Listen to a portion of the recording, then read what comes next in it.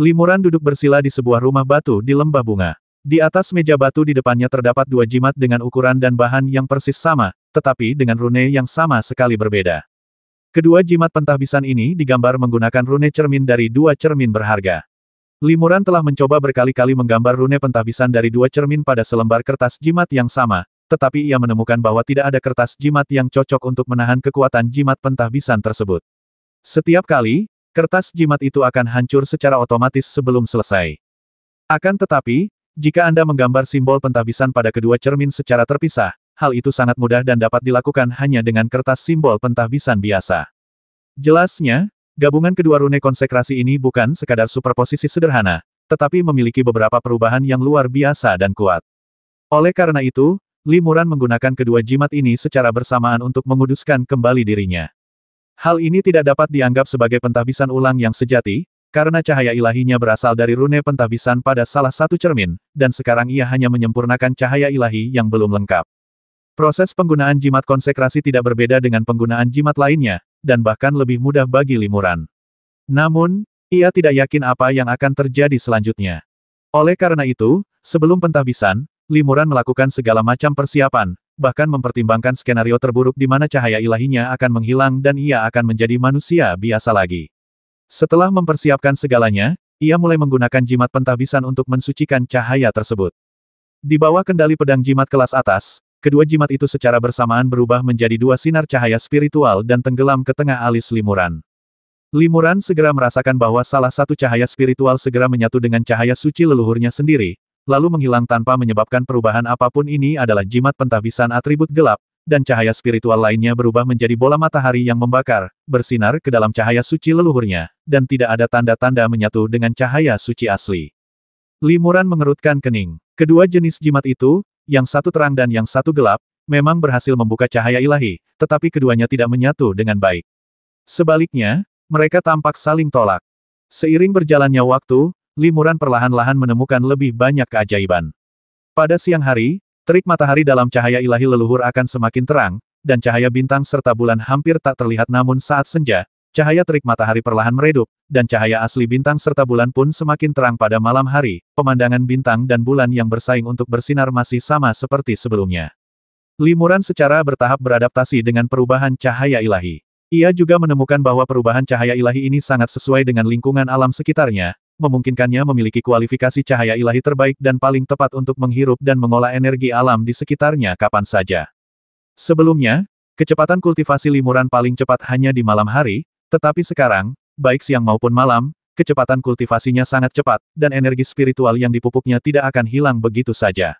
Oleh karena itu, energi spiritual Limuran dengan cepat mencapai titik jenuh, mencapai puncak tahap akhir tubuh sejati. Terlebih lagi, latihan teknik rahasia tanpa namanya menjadi lebih lancar. Bahkan tanpa perlu berlatih secara intensif, tubuhnya dapat perlahan menyerap energi langit dan bumi di sekitarnya dan perlahan memancarkan esensi sejati, memungkinkannya untuk tetap terhubung dan berkomunikasi erat dengan energi langit dan bumi di sekitarnya. Rune cahaya cermin yang digunakan Limuran untuk konsekrasi merupakan rune yang berevolusi setelah cermin ajaib menyerap esensi matahari dan bulan di dunia ini, melambangkan kekuatan hukum langit dan bumi di dunia ini. Dan seni tanpa nama yang dipraktikkan Limuran juga berasal dari rune cahaya cermin, dan juga sesuai dengan kekuatan hukum langit dan bumi yang lebih penting. Saat mempraktikkan seni tanpa nama, Limuran menarik dan mengembuskan napas sambil menyebarkan kekuatannya, yang membuat hubungan antara dirinya dan dunia ini semakin dekat. Setiap kali berlatih, Limuran merasa seolah-olah berada di antara langit dan bumi, menjadi bagian dari dunia ini. Keadaan menyatunya manusia dan alam ini tidak hanya mempercepat kemajuan latihannya, tetapi yang lebih penting, memberinya pemahaman yang lebih mendalam tentang kekuatan hukum langit dan bumi di dunia ini, dan persepsinya pun menjadi semakin jernih. Setiap helai rumput dan pohon, setiap tarikan napas, seakan terhubung dengan Limuran sendiri. Langit di atasnya dan bumi di bawahnya seakan telah menjadi bagian dari tubuhnya. Kekuatan magis yang dulu hanya bisa ia gunakan bersama peri seribu ilusi, kini bisa ia gunakan sendiri. Limuran menikmati perasaan menyatu dengan dunia ini. Perasaan ini membuatnya melupakan sejenak rasa sakit dan kebencian, lalu membenamkan diri dalam kultivasi.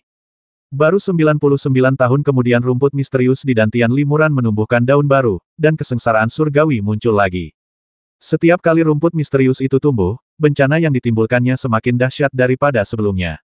Oleh karena itu, bencana kali ini jauh lebih dahsyat daripada sebelumnya. Namun, dengan kekuatan dan kemampuan magis limuran saat ini, bahkan tanpa bantuan Little Thunder, bahkan tanpa tubuhnya yang perkasa, yang luar biasa tahan terhadap guntur surgawi, ia dapat mengandalkan kekuatan hukum langit dan bumi yang telah ia pahami dan kuasai selama bertahun-tahun untuk bertahan dengan aman. Namun, guntur surgawi merupakan ramuan tonik langka bagi Xiao Lei, sehingga hampir separuh guntur surgawi diambil oleh Xiao Lei, dan sisanya digunakan oleh limuran untuk menguji berbagai kekuatan magis yang telah dipahaminya. Pada akhirnya, ia selamat dari bencana surgawi ini tanpa bahaya apapun. Kekuatan magis guru begitu dahsyat, tapi beliau bahkan belum mencapai tingkat Mahayana. Tanya Xiao Lei penasaran. Selama bertahun-tahun, Xiao Lei telah memurnikan guntur emas kesengsaraan surgawi dalam jumlah besar, dan kultivasinya berkembang pesat. Kemungkinan besar ia akan segera mencapai tingkat tengah tubuh roh. Sementara itu, 7 ngengat api berkembang pesat di lembah bunga ini, menyerap nektar dan sari berbagai bunga eksotis. Mereka juga mengalami perubahan halus. Salah satu ngengat betina memiliki perut yang sedikit membuncit, menandakan ia akan bertelur. Sebaliknya, kultivasi limuran belum mengalami banyak kemajuan, dan ia hanya bertahan pada tahap puncak tubuh sejati akhir. Kunci untuk mencapai tingkat Mahayana adalah memahami kekuatan hukum langit dan bumi. Limuran telah mencapainya. Ia tidak hanya memahami sebagian kekuatan hukum langit dan bumi, tetapi bahkan mampu memanipulasinya, membuatnya tidak berbeda dengan praktisi Mahayana tingkat awal pada umumnya. Oleh karena itu, Xiao Lei merasa sedikit menyesal karena tidak dapat mencapai tingkat Mahayana. Limuran tersenyum tipis. Kau tidak tahu, aku bukan kultivator spiritual biasa, melainkan perpaduan roh dan ibel. Kultivator sepertiku sangat langka, dan ada beberapa masalah khusus ketika maju ke alam Mahayana. Untuk maju ke tingkat Mahayana, seseorang harus berkomunikasi dengan kekuatan hukum langit dan bumi. Para praktisi spiritual harus maju di alam spiritual, dan mereka yang berada di alam ibel harus maju di alam ibel. Sedangkan bagi praktisi seperti saya yang telah menyatu dengan roh dan ibel, saya hanya bisa maju selama periode singkat ketika kedua alam menyatu. Untungnya, rumput aneh di dantianku sudah tumbuh 10 helai. Sudah hampir 1000 tahun berlalu, dan dunia spiritual dan dunia ibel hampir menyatu sebagian. Akhir-akhir ini, saya merasa jelas bahwa penghalang yang memisahkan dunia ini semakin melemah, dan akan segera mencapai titik terendah. Pada saat itu, beberapa wilayah di alam ibel dan alam spiritual akan menyatu. Berkultivasi di wilayah yang menyatu itu akan menjadi kesempatan saya untuk maju ke tingkat Mahayana. Kekuatan antarmuka melemah dengan cepat. Xiao Lei terkejut dan bertanya dengan rasa ingin tahu, kenapa Xiao Lei tidak menyadarinya sama sekali. Limuran tersenyum dan berkata, kalau dulu, mungkin aku takkan bisa mendeteksinya. Tapi setelah 100 tahun berlatih, aku menjadi lebih peka terhadap kekuatan langit dan bumi di sekitarku, dan aku bisa mendeteksi beberapa perubahan halus. Jadi, Tuan, apakah Anda akan meninggalkan lembah bunga ini? Tanya Xiao Lei. Limuran mengangguk. Aku akan berkeliling dan menemukan tempat di mana kekuatan antarmuka paling lemah. Itu akan menjadi tempat pertama di mana dunia ibel dan dunia roh akan menyatu. Lalu aku akan menunggu di sana hingga kedua dunia menyatu, lalu mencoba menerobos kemacetan periode Mahayana. Xiao Lei punya permintaan. Bolehkah aku tidak tinggal di Gua Langhuan, tapi tinggal bersama guru dan berkeliling bersama? Tanya Xiao Lei dengan suara rendah. Limuran melihat Xiao Lei mengedipkan matanya yang besar dan berair, penuh dengan antisipasi, dan sungguh sulit untuk menolaknya. Limuran tersenyum tipis dan berkata, baiklah, tapi kau harus berjanji padaku untuk tidak membuat masalah dan tidak mengungkapkan identitasmu. Aku dan gurumu memiliki musuh yang kuat di alam roh dan alam ibel. Mereka mungkin sedang memburuku sekarang. Aku belum mencapai tingkat Mahayana, jadi aku tidak bisa menjadi lawan mereka. Kau tidak boleh mengungkapkan keberadaanmu. Terima kasih, Guru. Xiao Lei sangat gembira dan mengangguk setuju. Berulang kali Xiao Lei pasti akan berperilaku baik dan tidak akan pernah menyusahkan guru. Setengah bulan kemudian, 2 biksu berjubah, satu besar dan satu kecil, muncul di suatu tempat di pegunungan. Mereka adalah Limuran dan Xiao Lei. Keduanya menatap sebuah gunung tinggi yang aneh. Di kejauhan gunung itu ditutupi gua-gua padat dengan berbagai ukuran, dan dari kejauhan tampak seperti sarang lebah besar. Terlebih lagi, ada para kultivator yang terbang masuk dan keluar dari waktu ke waktu, dan banyak dari mereka memiliki penampilan dan aura yang sangat berbeda dari mereka berdua. Tempat apa ini? Tanya Xiao Lei penasaran. Sebelum Xiao Lei bertransformasi, ia telah mengikuti gurunya ke banyak tempat. Meskipun banyak ingatannya sebelum transformasi samar-samar, Xiao Lei sepertinya belum pernah melihat tempat seaneh itu. Limuran mengerutkan kening dan berkata, kalau tidak salah, ini seharusnya wilayah yang dikuasai oleh para pembudidaya serangga, dan gunung itu adalah kota pasar tempat para pembudidaya serangga berkumpul. Para pembudidaya di sekitar sini semuanya adalah pembudidaya serangga. Astaga, bukankah kita sudah sampai di sarang serangga? Seru Xiao Lei. Akan bagus jika serangga-serangga aneh ini secantik ngengat 7 api, tapi kalau memikirkan semua serangga aneh dan menyeramkan itu, aku jadi mual. Limuran tersenyum tipis. Aku berencana untuk masuk dan melihat-lihat.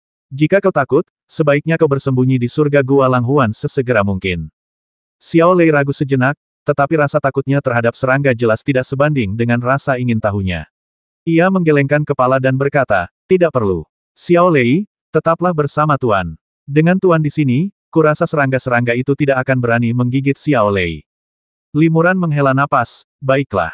Tapi jangan panggil mereka serangga. Para pembudidaya serangga ini telah bekerja keras untuk mengolah mereka menjadi wujud manusia. Beberapa dari mereka mungkin jauh lebih tua dari kita.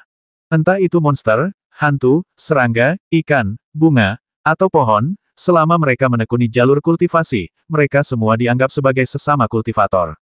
Ketika kalian melihat para kultivator serangga ini, kalian juga harus memanggil mereka Daoyou. Aku mengerti. Xiao Lei menjulurkan lidahnya dengan ekspresi enggan, tetapi tetap setuju dengan Limuran. Kemudian, Limuran membawa Xiao Lei dan terbang menuju gunung yang menyerupai sarang lebah dan terbang ke salah satu gua. Memasuki gua, saya langsung melihat pajangan batu permata warna-warni yang memukau. Ternyata itu adalah toko bahan giok. Sepertinya setiap gua mewakili toko yang berbeda. Pemilik toko giok ini adalah seorang manusia lalat. Ia memiliki tubuh seperti manusia, tetapi dengan 4 lengan dan 2 kaki, sepasang sayap tipis transparan di punggungnya, dan mata sebesar bola tembaga, terdiri dari mata majemuk kecil yang tak terhitung jumlahnya, tidak proporsional dengan wajahnya. Sepertinya dia seorang pembudidaya serangga yang belum sepenuhnya berevolusi menjadi manusia. Gumam Limuran dalam hatinya. Selain pemilik toko, ada 7 atau 8 pembudidaya serangga yang seharusnya menjadi pelanggan toko ini. Mereka juga pembudidaya serangga.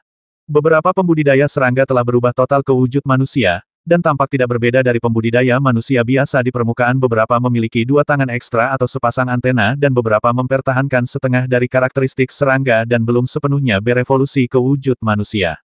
Bagaimanapun, aura serangga unik pada mereka berbeda dari aura Limuran dan 2 lainnya. Meskipun hanya sedikit perbedaan, itu sudah cukup untuk membuat para pembudidaya serangga ini mengerti bahwa 2 alien telah tiba. Setelah Limuran dan 2 orang lainnya muncul, wajah para pembudidaya serangga ini langsung waspada. Beberapa pelanggan langsung pergi, hanya menyisakan penjaga toko dan 2 pelanggan yang sempat kebingungan di dalam toko. Meskipun sulit untuk menilai secara akurat tingkat kultivasi para pembudidaya serangga, Limuran berspekulasi dari aura para pembudidaya serangga ini bahwa mereka semua pastilah pembudidaya serangga di periode Yuanshen, dan mereka sama sekali tidak menimbulkan ancaman baginya. Permisi, rekan-rekan Taois, di mana tempat ini? Limuran membungkuk dan berbicara dengan sopan. Para pembudidaya serangga itu saling berpandangan dan tidak menjawab. Mungkin ada kendala bahasa, gumam Limuran dalam hati, lalu segera beralih ke bahasa yang umum digunakan di dunia spiritual dan menanyakan pertanyaan yang sama. Para pembudidaya serangga itu tetap diam dan tidak menjawab. Limuran mengerutkan kening dan mengubah lebih dari selusin bahasa sekaligus, tetapi pihak lain tidak menanggapi. Mungkinkah para pembudidaya serangga berkomunikasi satu sama lain melalui bahasa serangga khusus? Limuran bertanya-tanya. Ia telah mengunjungi banyak tempat dan menguasai beragam bahasa, tetapi ia belum pernah mendengar tentang bahasa serangga khusus. Lebih jauh lagi, ia belum pernah mendengar tentang dunia roh yang memiliki bahasa khusus. Limuran mencoba beberapa bahasa kuno yang relatif tidak umum, tetapi para pembudidaya serangga ini tetap menggelengkan kepala dalam diam dan tidak menjawab. Xiao Lei, yang menonton dari samping, tak tahan lagi. Ia tak punya kesabaran seperti Limuran. Melihat para pembudidaya serangga itu tak menjawab, ia langsung berteriak marah, kalau kalian serangga tak bersuara, jangan salahkan aku yang meledakkan kalian jadi ampas serangga. Setelah selesai berbicara, ia mengangkat tangannya dan melemparkan bola petir. Bola petir itu menghantam dinding batu gua, seketika meruntuhkan sebagian besar gua. Limuran mengerutkan kening, dan hendak menyalahkan Xiao Lei atas perilakunya yang sembrono, tetapi dia tidak menyangka bahwa para pembudidaya serangga menjadi pucat karena ketakutan, dan berlutut, memohon belas kasihan dengan keras. Senior, tolong ampuni kami, tolong ampuni kami. Limuran tercengang. Kata-kata memohon belas kasihan dari para pembudidaya serangga ini adalah salah satu kata yang paling umum digunakan di dunia spiritual, dan itu juga kata-kata yang sama yang ia minta di awal. Kau pura-pura bodoh. Limuran mendengus dingin. Meskipun ia enggan berdebat dengan para pembudidaya serangga ini, mereka berani mengabaikan pertanyaannya. Jika itu pembudidaya tingkat tinggi lainnya yang pemarah, ini saja sudah cukup untuk merenggut nyawa mereka. Katakan padaku, di mana tempat ini? Kau dari angkatan mana? Aku hanya akan bertanya sekali ini saja. Jangan menguji kesabaranku, kata Limuran dingin. Ya, kata penjaga toko manusia lalat itu buru-buru, ini Kabupaten Baihua di bagian utara benua Huamu. Ada ratusan suku serangga di sini, yang terbesar adalah suku Jangkrik Tanah. Banyak senior di tahap tubuh roh yang memimpin suku Jangkrik Tanah. Benua bunga dan pohon, Limuran mengangguk diam-diam. 4 benua utama di alam spiritual angin, bunga, salju, dan bulan adalah benua angin dan awan, benua bunga dan pohon, benua kondensasi salju, dan benua bulan yang mengalir. Limuran pernah mengunjungi benua angin dan awan dan benua bulan yang mengalir sebelumnya, dan benua kondensasi salju konon merupakan daratan es dan salju, yang tertutup salju tebal sepanjang hari. Ia sudah lama menduga bahwa ini adalah benua bunga dan pohon. Ia tidak terlalu terkejut mendengar pembudidaya serangga ini menyebutkan benua bunga dan pohon. Limuran telah menghabiskan beberapa waktu di dunia roh, setelah membaca banyak teks dan memiliki pemahaman dasar tentang berbagai benua. Ia tahu bahwa benua bunga dan pohon kaya akan beragam bunga dan tanaman eksotis, sesuai dengan namanya. Lebih lanjut, kekuatan terbesar di benua bunga dan pohon adalah klan bunga dan pohon, cabang ras roh yang rohnya bertransformasi dari bunga, tanaman, dan pohon. Ras serangga berada di urutan berikutnya, sementara ras manusia dan ibel tidak terlalu kuat di sana, dan sebagian besar terkonsentrasi di wilayah selatan, lebih dekat ke benua bulan mengalir. Wilayah tempat dia berada saat ini termasuk bagian utara benua Huamu dan jelas dikuasai oleh Zerg. Apakah Anda punya peta topografi benua Huamu? Semakin detail semakin baik, tanya Limuran lagi. Penjaga toko manusia lalat itu menggelengkan kepalanya berulang kali. Saya tidak punya yang seperti itu. Tapi, Gua Wandian di bawah sana menjual banyak sekali buku klasik dan peta daerah sekitarnya. Limuran mengangguk dan pergi. Sebelum meninggalkan toko, ia tiba-tiba berbalik dan menunjuk beberapa permata merah tua di rak. Ia berkata, ini jelas giok merah berkualitas rendah. Melalui perlakuan khusus, warnanya menjadi lebih cerah, sehingga bisa dianggap sebagai giok merah berkualitas tinggi. Orang yang kurang informasi bahkan bisa membayar mahal untuk membelinya. Trik ini cukup umum di pasar manusia, dan aku tidak menyangka para kultivator Zerg akan menirunya. Penjaga toko itu tiba-tiba tampak malu, tetapi tidak berani membantah. Setelah mengatakan itu, Limuran terbang keluar dari toko dan mendarat di gua tempat toko buku itu berada. Sebelum ia sempat memilih buku, ia mendapati 7 atau 8 pembudidaya serangga di tahap tubuh roh telah terbang dari segala arah dan mengepungnya di toko buku. Limuran mendengus dingin, dan tetap berada di toko buku dengan tenang, bertanya kepada pemiliknya tentang buku-buku yang diminatinya. Penjaga toko serangga itu sangat ketakutan hingga seluruh tubuhnya sedikit gemetar. Ia menjawab pertanyaan Limuran dengan bibir atas yang kaku. Untungnya, Limuran segera pergi memilih buku-buku klasik dari rak dan tidak membuatnya malu. Pelanggan lainnya sudah kabur, dan satu-satunya petugas mengambil kesempatan untuk melarikan diri dan meninggalkan toko. Limuran tentu saja mengetahui semua ini, tetapi dia tetap tidak tergerak dan terus memilih buku klasik yang mungkin menarik baginya. Karena belum ada yang menawar, aku tidak akan sopan. Limuran memasukkan semua buku klasik dan batu giok yang mungkin ia minati ke dalam lengan bajunya, lalu dengan santai melemparkan beberapa batu roh tingkat tinggi dan menjatuhkannya di atas meja. Kemudian, ia terbang keluar dari gua dengan meriah. Di luar gua, ia dikelilingi oleh lebih dari 10 pembudidaya serangga di tahap tubuh spiritual. Beginikah cara Zerg memperlakukan tamu mereka? Limuran melirik para kultivator Zerg di sekitarnya dan mendengus dingin. Berhenti bicara omong kosong. Tangkap dia dan bawa dia menemui Tuan Gu.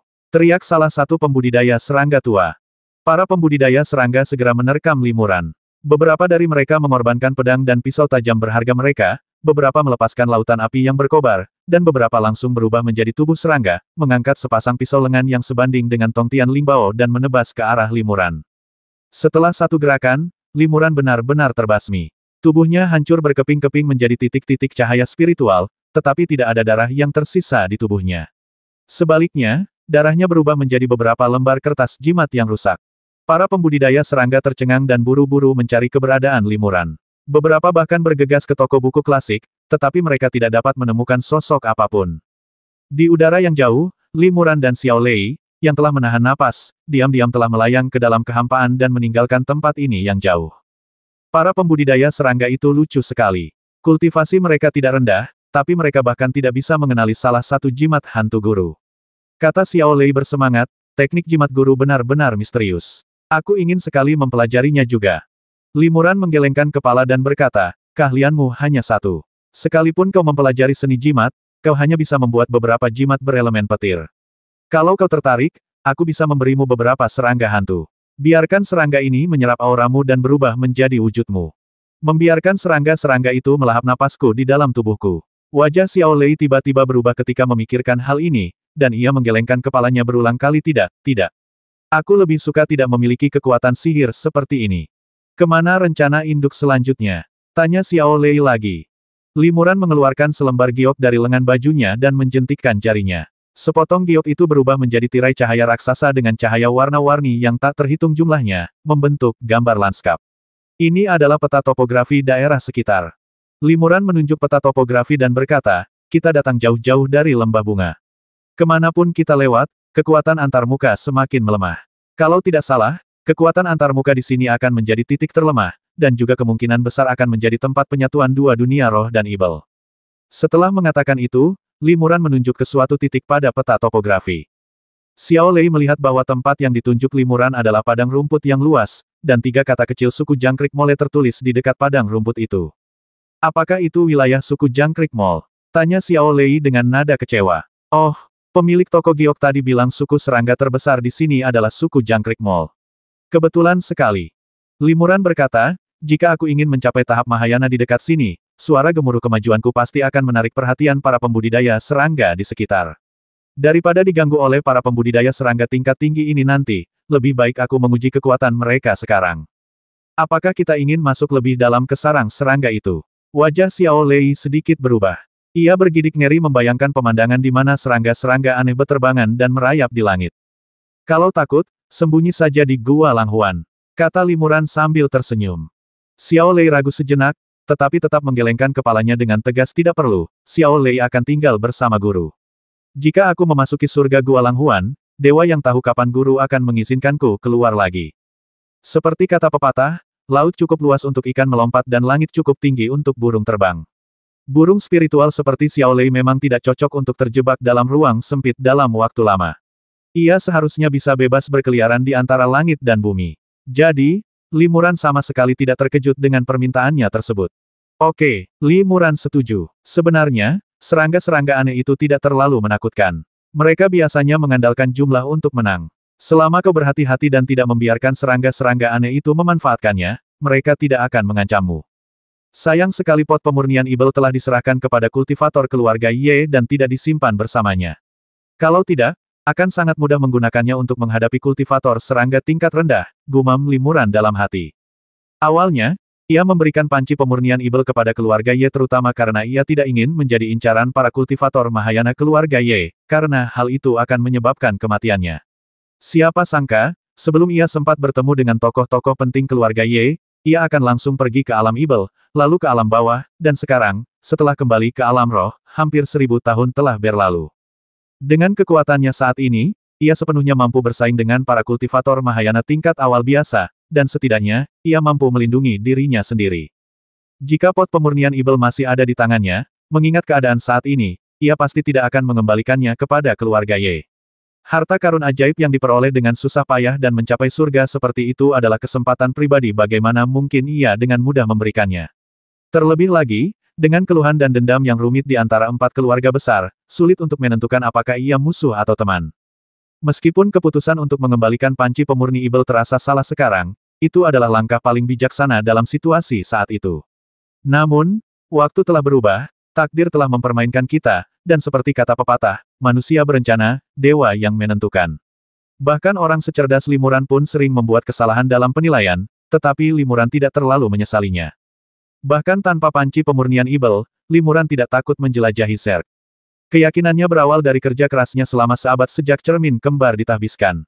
Tidak lama kemudian, Limuran dan Xiao Lei terbang di atas padang rumput yang tak berujung. Energi spiritual di sini melimpah, dan rerumputan hijau membentang hingga cakrawala. Dari kejauhan, banyak monster tingkat rendah terlihat berkeliaran bebas di padang rumput, menciptakan suasana damai. Namun, tepat setelah Limuran dan Xiao Lei memasuki padang rumput yang luasnya puluhan mil, tiba-tiba, jangkrik mol abu-abu melompat keluar dari rerumputan hijau atau dari tanah dan terbang ke udara. Dari kejauhan, jangkrik itu tampak seperti titik-titik abu-abu yang tak terhitung jumlahnya yang melonjak di udara.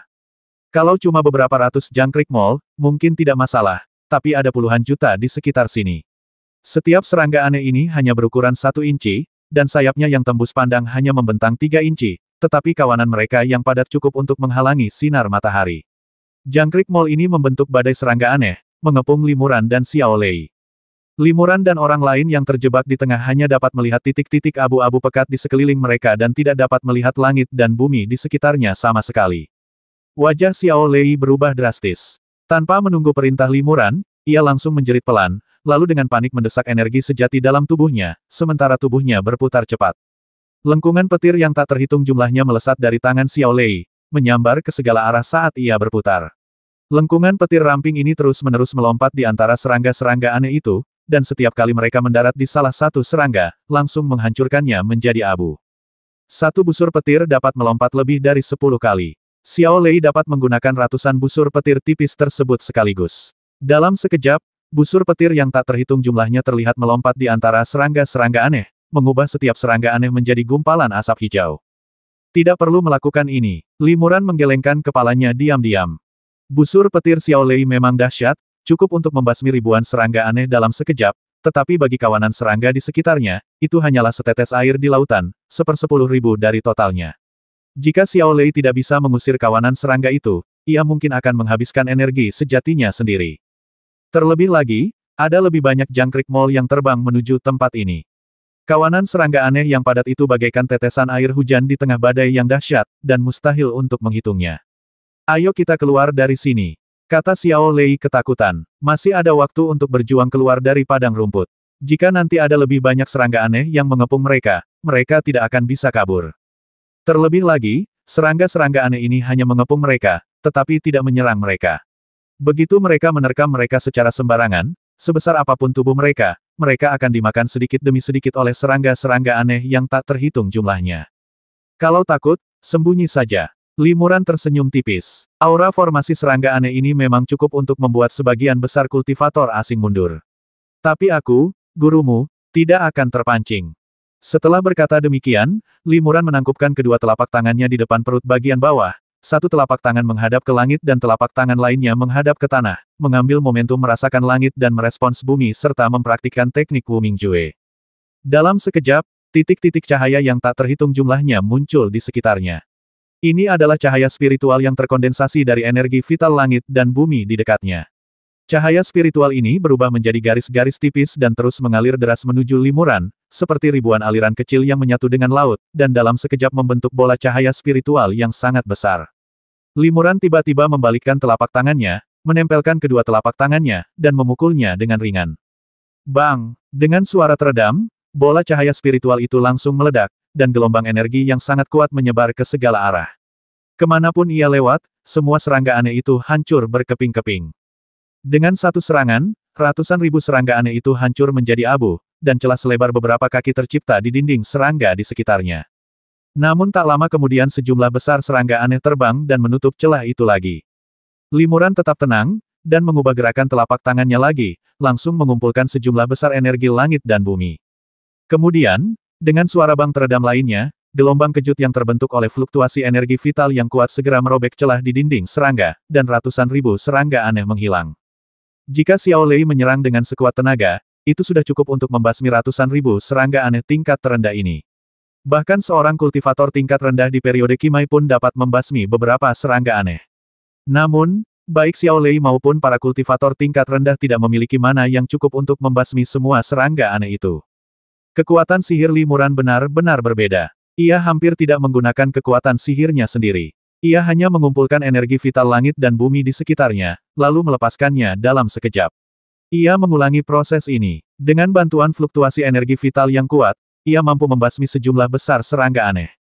Metode ini dapat dilanjutkan untuk waktu yang lama, karena vitalitas langit dan bumi masih jauh dari habis, dan kekuatan sihir Limuran sendiri juga telah terkuras sedikit. Kehilangan ini cukup untuk dipulihkan dengan menghirup vitalitas langit dan bumi secara perlahan. Oleh karena itu, secara teori, Limuran dapat terus merapal mantra dengan cara ini hingga semua serangga aneh di sekitarnya terbasmi. Setelah lebih dari 10 serangan telapak tangan berturut-turut, Xiao Lei juga menyadari misteri itu dan segera menyadari bahwa Limuran sudah tak terkalahkan. Sebanyak apapun serangga aneh di sekitarnya, selama mereka adalah serangga aneh tingkat rendah yang dapat membasmi dengan satu serangan, mereka tidak akan menjadi ancaman bagi Limuran. Xiao Lei menghela napas lega, tetapi dia masih bersembunyi di samping Limuran, tidak berani keluar, atau menyia-nyiakan kekuatan sihirnya untuk menghadapi serangga aneh di sekitarnya. Sobat, kau benar-benar bisa bertahan begitu lama di tengah formasi miliaran serangga. Tiba-tiba, sebuah suara tajam menembus dinding serangga dan mencapai telinga Limuran dan yang lainnya yang dikelilingi oleh serangga-serangga aneh. Itu adalah kultivator serangga tubuh roh tingkat menengah. Limuran berpikir, formasi serangga ini memang diam-diam dikendalikan oleh seorang kultivator tingkat tinggi. Namun, kekuatan magis ras serangga jauh lebih rendah daripada manusia, jadi Limuran tidak menyadari formasi serangga itu sebelumnya. Tak lama setelah penggarap serangga tubuh roh tahap menengah muncul, serangga-serangga aneh di sekitarnya langsung berubah. Serangga-serangga aneh ini tidak lagi hanya mengepung Limuran dan yang lainnya, tetapi terus-menerus menyerang mereka, seolah menguji mereka. Akan tetapi, sebelum serangga aneh yang menyerang itu mendekat, mereka diledakkan menjadi asap hijau oleh beberapa guntur emas yang ditembakkan Xiao Lei dengan santai. Pada saat ini, Limuran memukul lagi dengan kedua telapak tangannya, disertai suara bang, dan sejumlah besar kekuatan sihir murni menyembur keluar dari telapak tangannya, bercampur dengan vitalitas langit dan bumi di sekitarnya menjadi gelombang vitalitas yang lebih kuat, menyebar ke segala arah. Bukan hanya celah lebar yang langsung tercipta di dinding serangga, tetapi kekuatan sisa gelombang kejut terus berlanjut tanpa henti, berubah menjadi beberapa energi pedang tajam, menyerang pembudidaya serangga yang berada di tahap tengah tubuh spiritual. Sang pembudidaya serangga terkejut. Ia tak menyangka lawannya masih punya kekuatan untuk melawan. Kemanapun energi pedang ini melintas, mereka merobek kehampaan, menunjukkan betapa tajamnya mereka. Pada saat kritis, pembudidaya serangga di tahap tengah tubuh spiritual tiba-tiba meledak dengan suara embusan, dan berubah menjadi ribuan tubuh serangga jangkrik mol yang identik dalam sekejap. Meskipun energi pedang membasmi banyak serangga jangkrik mol, sosok pembudidaya serangga muncul di serangga-serangga yang masih hidup, lalu menatap Limuran dan dua orang lainnya yang mengenakan jubah di tengah kerumunan serangga dengan ngeri. Kekuatan sihir penyelamat nyawa pembudidaya serangga itu sungguh misterius. Limuran berpikir, ia mengira serangan ini akan melukai lawannya dengan serius, tetapi lawannya tetap mengandalkan kekuatan sihir penyelamat nyawanya yang luar biasa untuk menetralisir serangan itu. Sang pembudidaya serangga segera mengubah mantranya, dan serangga aneh yang tak terhitung jumlahnya dalam kawanan itu menerkam ke arah Limuran pada saat itu. Meskipun serangga aneh tingkat rendah ini rentan, mereka seperti ngengat terhadap api dan tidak takut mati sama sekali. Melihat segerombolan serangga aneh berhamburan ke arahnya dalam gumpalan hitam, rasanya seperti langit akan runtuh. Xiao Lei menjerit ketakutan dan segera mengerahkan seluruh kekuatannya untuk melancarkan sambaran petir. Dalam sekejap, bola-bola petir emas yang tak terhitung jumlahnya, berukuran sekitar 1 kaki, terbang keluar dari sekitarnya dan menghantam kawanan serangga itu. Bum bum bum. Di tengah gemuruh guntur yang pekat, busur-busur listrik keemasan yang tak terhitung jumlahnya terus melompat di antara kawanan serangga, dan tercium bau terbakar. Gelombang pertama serangga aneh yang hendak mendekat hampir semuanya hancur menjadi abu oleh guntur keemasan. Namun, ada terlalu banyak serangga aneh, dan banyak di antaranya masih lolos dari jaring dan terbang. Xiao Lei begitu ketakutan sehingga ia langsung berubah menjadi kilatan petir dan bersembunyi di balik lengan baju Limuran. Sehebat apapun kekuatan sihirmu, kau takkan bisa membasmi semua serangga yang terus berdatangan. Cepat atau lambat, kalian semua akan dimakan serangga. Ujar pembudidaya serangga itu dengan nada penuh kebencian dari kejauhan. Limuran mendengus pelan. Dia sudah menduga langkah ini sejak lama dan dia juga punya rencana untuk menghadapinya. Pada saat sejumlah besar serangga aneh menyerbu masuk, metode seni bela diri Limuran juga berubah. Energi langit dan bumi di sekitarnya tidak lagi berkumpul menjadi bola, tetapi berubah menjadi sinar cahaya yang tajam dan rumput hijau dalam bentuknya juga berubah menjadi daun tipis seperti bilah pedang. Dalam sekejap, cahaya spiritual menyambar, pasir dan batu beterbangan, daun rumput bagaikan pedang, dan semua hal di dunia tiba-tiba berubah menjadi kekuatan sihir yang tajam dan menakutkan, menyerang kawanan serangga. Cahaya pedang yang terbentuk dari sehelai rumput secara alami memiliki kekuatan terbatas dan hampir sepenuhnya tidak efektif melawan kultivator tingkat tinggi. Namun, cahaya itu cukup untuk membasmi serangga aneh tingkat rendah ini dengan satu serangan. Sesaat, langit gelap dan bumi redup. Serangga-serangga aneh yang tak terhitung jumlahnya menerkam Limuran, dan dedaunan rumput yang tak terhitung jumlahnya bersinar ke arah mereka. Tak lama kemudian, gerakan dahsyat itu perlahan mereda, dan dedaunan rumput berguguran dari udara satu demi satu, seolah-olah hujan hijau lebat. Bersamaan dengan gugurnya dedaunan rumput, berjadewa pula bangkai serangga yang tak terhitung jumlahnya. Kawanan serangga itu menghilang, hanya menyisakan kurang dari 1000 serangga aneh. Sebagian besar tersebar di udara, dan hanya puluhan yang menerkam Limuran. Tubuh Limuran bergetar sedikit, dan serangga aneh di tubuhnya berubah menjadi bubuk oleh kekuatan ilahi dan jatuh seperti debu. Formasi serangga itu dihancurkan olehnya sendirian. Penggarap serangga di tahap tengah tubuh spiritual di kejauhan terkejut tak terlukiskan ketika melihat pemandangan ini. Yang lebih mengejutkan lagi, Limuran tampaknya tidak menggunakan banyak kekuatan sihir untuk menghancurkan formasi tersebut. Sekilas, tampaknya bukan Limuran yang menghancurkan formasi serangga tersebut, melainkan langit dan bumi di sekitarnya. Di bawah mereka, tanah dipenuhi serangga mati dan rerumputan berserakan. Siapa sangka bilah-bilah rumput yang tampak lunak dan rapuh itu tiba-tiba berubah menjadi pedang rumput yang mengerikan, membantai serangga-serangga aneh yang tak terhitung jumlahnya. Apakah Anda seorang master dari klan bunga dan pohon? Tiba-tiba sebuah suara datang dari bawah tanah, lalu sesosok bayangan serangga raksasa terbang keluar dari bawah tanah dan langsung berubah menjadi seorang lelaki tua berjanggut putih. Lelaki tua ini tampak tidak berbeda dengan seorang kultivator manusia biasa. Sepertinya ia telah bertransformasi selama bertahun-tahun dan mampu mengendalikan aura Zerg-nya dengan sangat baik. Seorang kultivator Mahayana awal, hati Limuran bergetar. Pertempuran barusan benar-benar membuat Raja Serangga Mahayana waspada begitu cepat, dan kecepatan Raja Serangga datang begitu cepat. Limuran mengetahui dari catatan sejarah bahwa klan Jangkrik Mall memiliki seorang Raja Serangga yang berada di tahap awal kultivasi Mahayana. Para pembudidaya serangga di sekitarnya memanggilnya Master Gu. Agaknya, lelaki tua di depannya adalah Master Gu. Halo, rekan Daois Gu. Limuran membungkuk. Tingkah lakunya sebelumnya jelas menunjukkan bahwa ia datang ke sini untuk menyusup ke wilayah suku Jangkrik dan menguji kekuatan suku serangga, jadi tak perlu sopan dan menyebut dirinya junior. Tuan Gu tidak menganggapnya serius. Ia mengangguk pelan, lalu memandangi bangkai serangga dan dedaunan rumput di tanah. Tuan Gu berkata, "Kudengar beberapa Taois Mahayana dari klan bunga dan pohon memiliki kekuatan hukum tertentu yang berkaitan dengan tumbuhan dan pohon, yang memungkinkan mereka mengendalikan tumbuhan di sekitar untuk menyerang musuh. Aku tak pernah menyangka kau bisa menghancurkan formasi serangga kami hanya dengan daun-daun ini. Sepertinya kultivasimu tak terbayangkan. Sekarang kau sudah menghancurkan formasi serangga, kenapa kau repot-repot menyembunyikan aura dan kultivasimu?" Limuran tersenyum tipis. Ia tidak menyembunyikan tingkat kultivasinya, tetapi tebakan Tuan Gu salah. Hal ini tidak mengherankan. Sepanjang sejarah, kitab suci dunia kultivasi abadi tidak pernah mencatat seorang kultivator di tahap akhir tubuh spiritual yang mengendalikan kekuatan hukum langit dan bumi. Namun, metode Limuran dalam menghancurkan susunan serangga jelas memanfaatkan kekuatan hukum langit dan bumi, dan itu merupakan kekuatan hukum yang sangat mengesankan. Oleh karena itu, Raja Serangga secara alami berasumsi bahwa Limuran pastilah seorang kultivator di tahap Mahayana. Selain itu, ini adalah benua Huamu, di mana klan Huamu adalah yang paling kuat dan memiliki banyak kultivator Mahayana dan Limuran memecahkan formasi dengan daun rumput, jadi tidak mengherankan jika Raja Serangga memiliki dugaan seperti itu. Spekulasi yang tampaknya logis ini juga bisa salah, dan saat ini adalah contoh terbaiknya. Kalian harus mundur, kata Tuan Gu kepada penggarap serangga tubuh spiritual tingkat menengah di sampingnya melalui transmisi suara.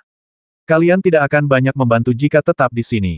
Sampaikan perintahku dan beritahu penggarap tubuh spiritual di klanku untuk menyelidiki kemana-mana. Waspadalah terhadap klan bunga dan kayu yang menggunakan umpan untuk memancingku pergi lalu melancarkan serangan mendadak.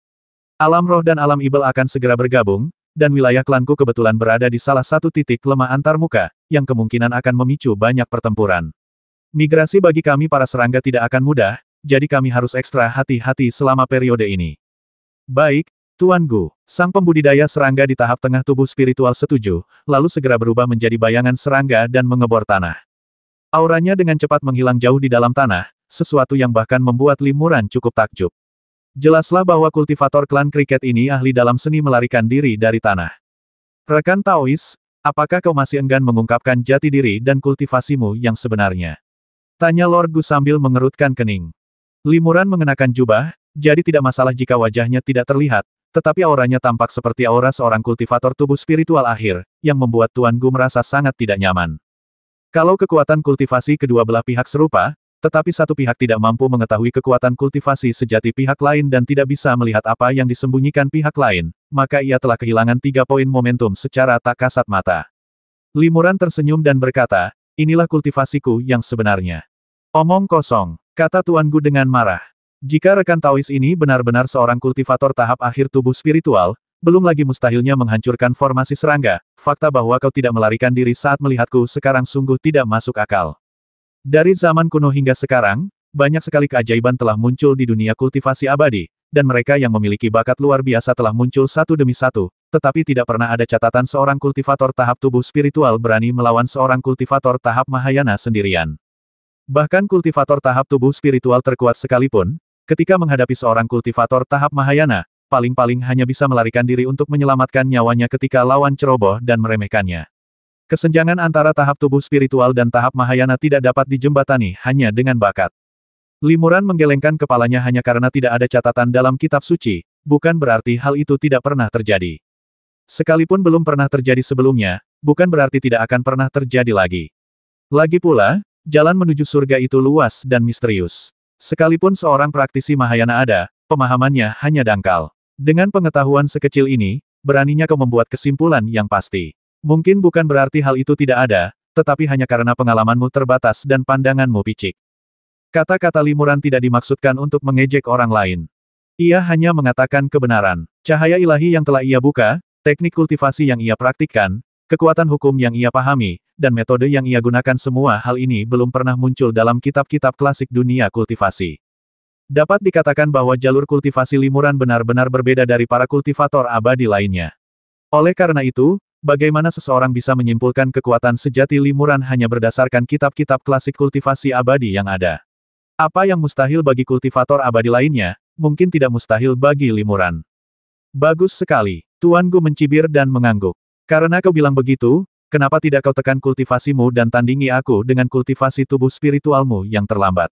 Aku ingin melihat bagaimana kau bisa mengalahkanku dengan kultivasi tubuh spiritualmu yang terlambat. Itulah yang kupikirkan, kata limuran tanpa menyembunyikan niatnya. Ini juga alasan kedatangannya. Sekalipun ia tak bisa menang dan harus melarikan diri untuk melindungi diri, setidaknya ia akan tahu seberapa besar jarak antara dirinya dan para kultivator Mahayana. Kalau begitu, ayo kita lakukan. Raung Lord Gu. Tubuhnya melesat, tiba-tiba berubah menjadi serangga jangkrik mol raksasa. Panjang tubuhnya lebih dari 100 kaki, 3 pasang sayap tipis transparan, lengan bawah setajam pisau, ratusan mata majemuk besar, dan 2 antena bergoyang lembut tertiup angin. Pikiran limuran tergerak. Ia tahu sedikit tentang keluarga jangkrik mol dan tahu bahwa sepasang antena itu luar biasa dan sangat sensitif. Bisa dibilang, selama sepasang antena itu ada, bahkan di malam hari, bahkan jika Raja Malam menyerang secara diam-diam, akan sulit untuk mendekati serangga itu tanpa terdeteksi. Tuan Gu mengepakkan ke-6 sayapnya, dan tiba-tiba bintik-bintik cahaya abu-abu yang tak terhitung jumlahnya terbang keluar, yang merupakan serangga yang tak terhitung jumlahnya dan keturunannya. Limuran sama sekali tidak terkejut. Di alam bawah, ia pernah melihat kultivator serangga seperti Taoist Tianling yang hampir mencapai tahap Yuan Shen dan mampu menghasilkan ribuan serangga dan keturunan serangga.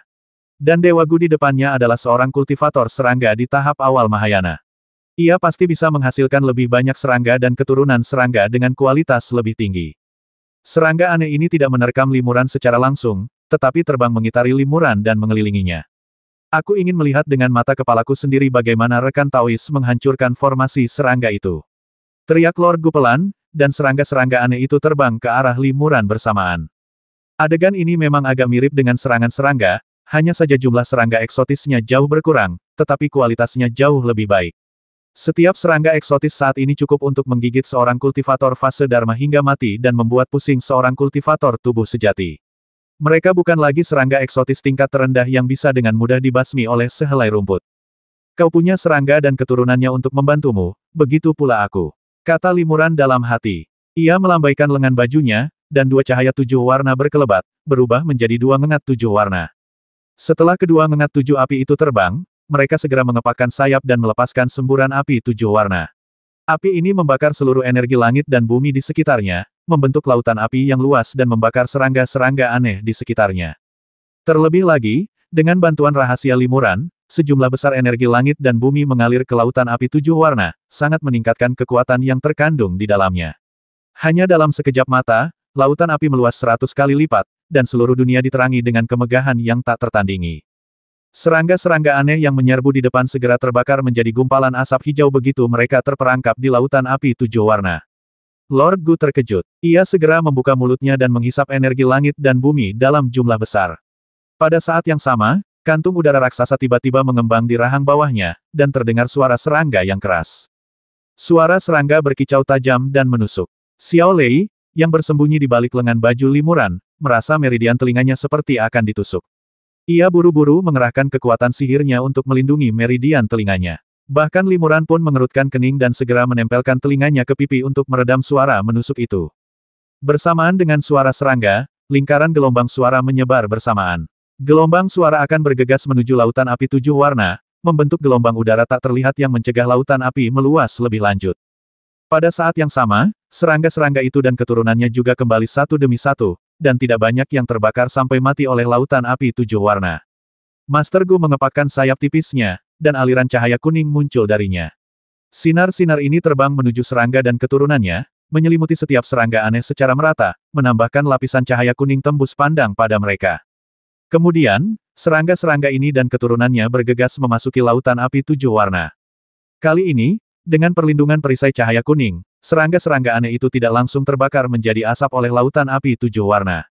Dalam sekejap, sejumlah besar serangga aneh menyerbu lautan api. Namun, pada saat itu, tiba-tiba terdengar suara bang dari pusat lautan api, lalu gelombang energi yang dahsyat berdesir ke segala arah. Gelombang kejut ini begitu dahsyat sehingga kemanapun ia lewat, entah itu lautan api atau serangga-serangga aneh itu, semuanya hancur berkeping-keping. Tuan Gu terkejut dan buru-buru memanggil kembali serangga-serangga itu beserta keturunannya, tetapi sudah terlambat. Setelah gelombang kejut itu, lautan api di sekitarnya telah lenyap sepenuhnya, dan kedua ngengat 7 api dibawa pergi oleh Limuran di suatu titik dan hanya ada beberapa serangga aneh yang tersisa di daerah sekitarnya. Kecuali serangga aneh yang dipanggil kembali oleh Tuan Gu, serangga aneh lainnya hampir semuanya telah lenyap tak berbekas akibat guncangan fluktuasi energi vital ini.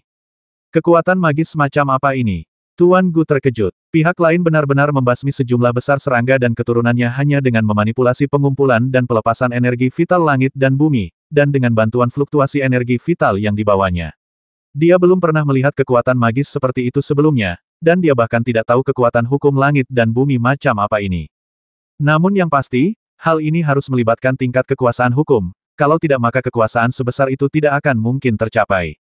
Aku sudah berlatih bertahun-tahun, tapi belum pernah mendengar kekuatan sihir seperti ini.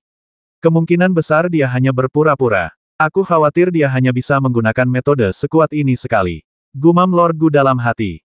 Kemudian, tubuh serangga besarnya tiba-tiba meledak dengan suara bang dan berubah menjadi ribuan jangkrik mol besar sepanjang sekitar 1 kaki. Semua jangkrik mol ini persis sama, dan aura mereka juga sama, tanpa ada perbedaan antara aura primer dan sekunder. Adapun tubuh asli Tuan Gu, ia telah menghilang, dan tidak ada yang tahu di mana jangkrik mol itu bersembunyi. Pikiran Limuran bergerak, dan ia diam-diam mengerahkan kekuatan pikirannya. Sepasang sayap cahaya hantu yang indah segera muncul dari punggungnya. Seketika, setiap bulu di sayap berubah menjadi aliran cahaya spiritual dan melesat keluar, mengenai setiap jangkrik mol. Cahaya spiritual tersebut mengenai jangkrik mol dan menghilang dengan suara embusan ringan, seolah-olah tidak mengandung banyak kekuatan. Mereka semua tubuh aslinya. Limuran mengerutkan kening, diam-diam terkejut. Ia baru saja menggunakan kekuatan sucinya untuk mendeteksi setiap jangkrik mol, tetapi tidak menemukan klon. Dengan kata lain, ribuan jangkrik mol ini semuanya adalah tubuh asli Tuan Gu. Terlebih lagi, kekuatan magis ras serangga jangkrik mol ini istimewa. Dilihat dari situasi di mana pembudidaya serangga di tahap tengah tubuh spiritual lolos dengan bantuan tubuh serangga, selama ribuan tubuh serangga ini tidak terbasmi bersamaan, Tuan Gu tidak akan berada dalam bahaya. Limuran segera mengubah telapak tangannya, berubah menjadi kekuatan yang dapat merasakan langit dan merespons bumi. Energi langit dan bumi di dekatnya berubah menjadi angin kencang dan berkumpul di sekelilingnya, dengan cepat membentuk lapisan demi lapisan cahaya spiritual. Mengendalikan energi vital langit dan bumi merupakan kekuatan magis yang dimiliki oleh para kultivator tingkat Yuan Shen ke atas sebagai seorang kultivator Mahayana, Dewa Gu secara alami menguasainya. Ribuan tubuh insektoidnya secara bersamaan mengepakkan sayap tipis mereka dengan panik dan membuka rahang mereka untuk menghirup udara dengan panik, mencoba menguasai energi vital langit dan bumi di sekitarnya. Siapa sangka, hanya energi vital langit dan bumi dalam radius beberapa kaki dari tubuh serangga yang diserapnya. Jika jaraknya sedikit lebih jauh, seolah-olah ia kehilangan kepekaannya dan tak terkendali sama sekali. Tidak hanya itu, serangga ini juga jelas merasakan daya hisap yang kuat, seolah-olah mencoba menguras habis energi sejati dalam tubuh mereka. Energi vital antara langit dan bumi tampaknya merupakan kekuatan magis Limuran sendiri. Di bawah kendali Limuran, energi tersebut dengan mudah berubah menjadi lapisan perisai cahaya spiritual, melindungi Limuran. Ribuan serangga menerkam ke sini, baik memotong dengan lengannya yang seperti pisau atau menggigit dengan mulut lebar mereka, tetapi mereka tidak dapat menembus lapisan perisai cahaya spiritual untuk sementara waktu dan tidak dapat mendekati Limuran sama sekali. Setelah beberapa saat menemui jalan buntu, tubuh serangga-serangga ini terbelah menjadi dua, dan dua menjadi empat, yang membuat jumlah serangga aneh tersebut meningkat beberapa kali lipat. Tiba-tiba, serangga-serangga aneh yang berjejer rapat berbaring di perisai spiritual di sekitar limuran, menunggu untuk menghancurkan perisai tersebut agar mereka bisa memakan limuran. Mulut limuran sedikit melengkung, dan tiba-tiba gerakan telapak tangannya berubah. Perisai cahaya spiritual itu langsung hancur menjadi energi agung langit dan bumi, menyebar ke segala arah. Fluktuasi energi vital yang dahsyat menyebabkan suara dentuman tumpul di udara dan membentuk gelombang kejut mengerikan yang menyebar ke segala arah. Tuan Gu terkejut, dan semua tubuh serangganya mundur ke segala arah dalam sekejap, tetapi banyak di antara mereka masih terperangkap dalam gelombang kejut dan langsung hancur berkeping-keping. Hanya separuh kecil tubuh serangga itu yang tersisa, dan tubuh serangga ini berubah menjadi kabut kuning dan tenggelam ke dalam tanah. Begitu tubuh serangga itu terbenam ke dalam tanah, terjadi gempa bumi dahsyat. Tiba-tiba, paku-paku tajam sepanjang ratusan kaki muncul dari tanah dan menusuk limuran dari bawah. Serangan balik ini sangat tiba-tiba. Limuran tampak tidak siap. Tubuhnya tertusuk paku di tanah dan langsung hancur berkeping-keping. Namun pada saat berikutnya, sosok limuran muncul di suatu tempat sejauh 100 kaki, dan orang yang ditikam itu hanyalah bayangannya saja. Setelah limuran muncul, dia segera menggunakan kekuatan sucinya secara diam-diam, dan tubuhnya tiba-tiba tumbuh hingga 100 kaki panjangnya, menjadi raksasa yang diselimuti cahaya kemasan. Kemudian, limuran meninju dengan keras, menghantam tanah di bawahnya.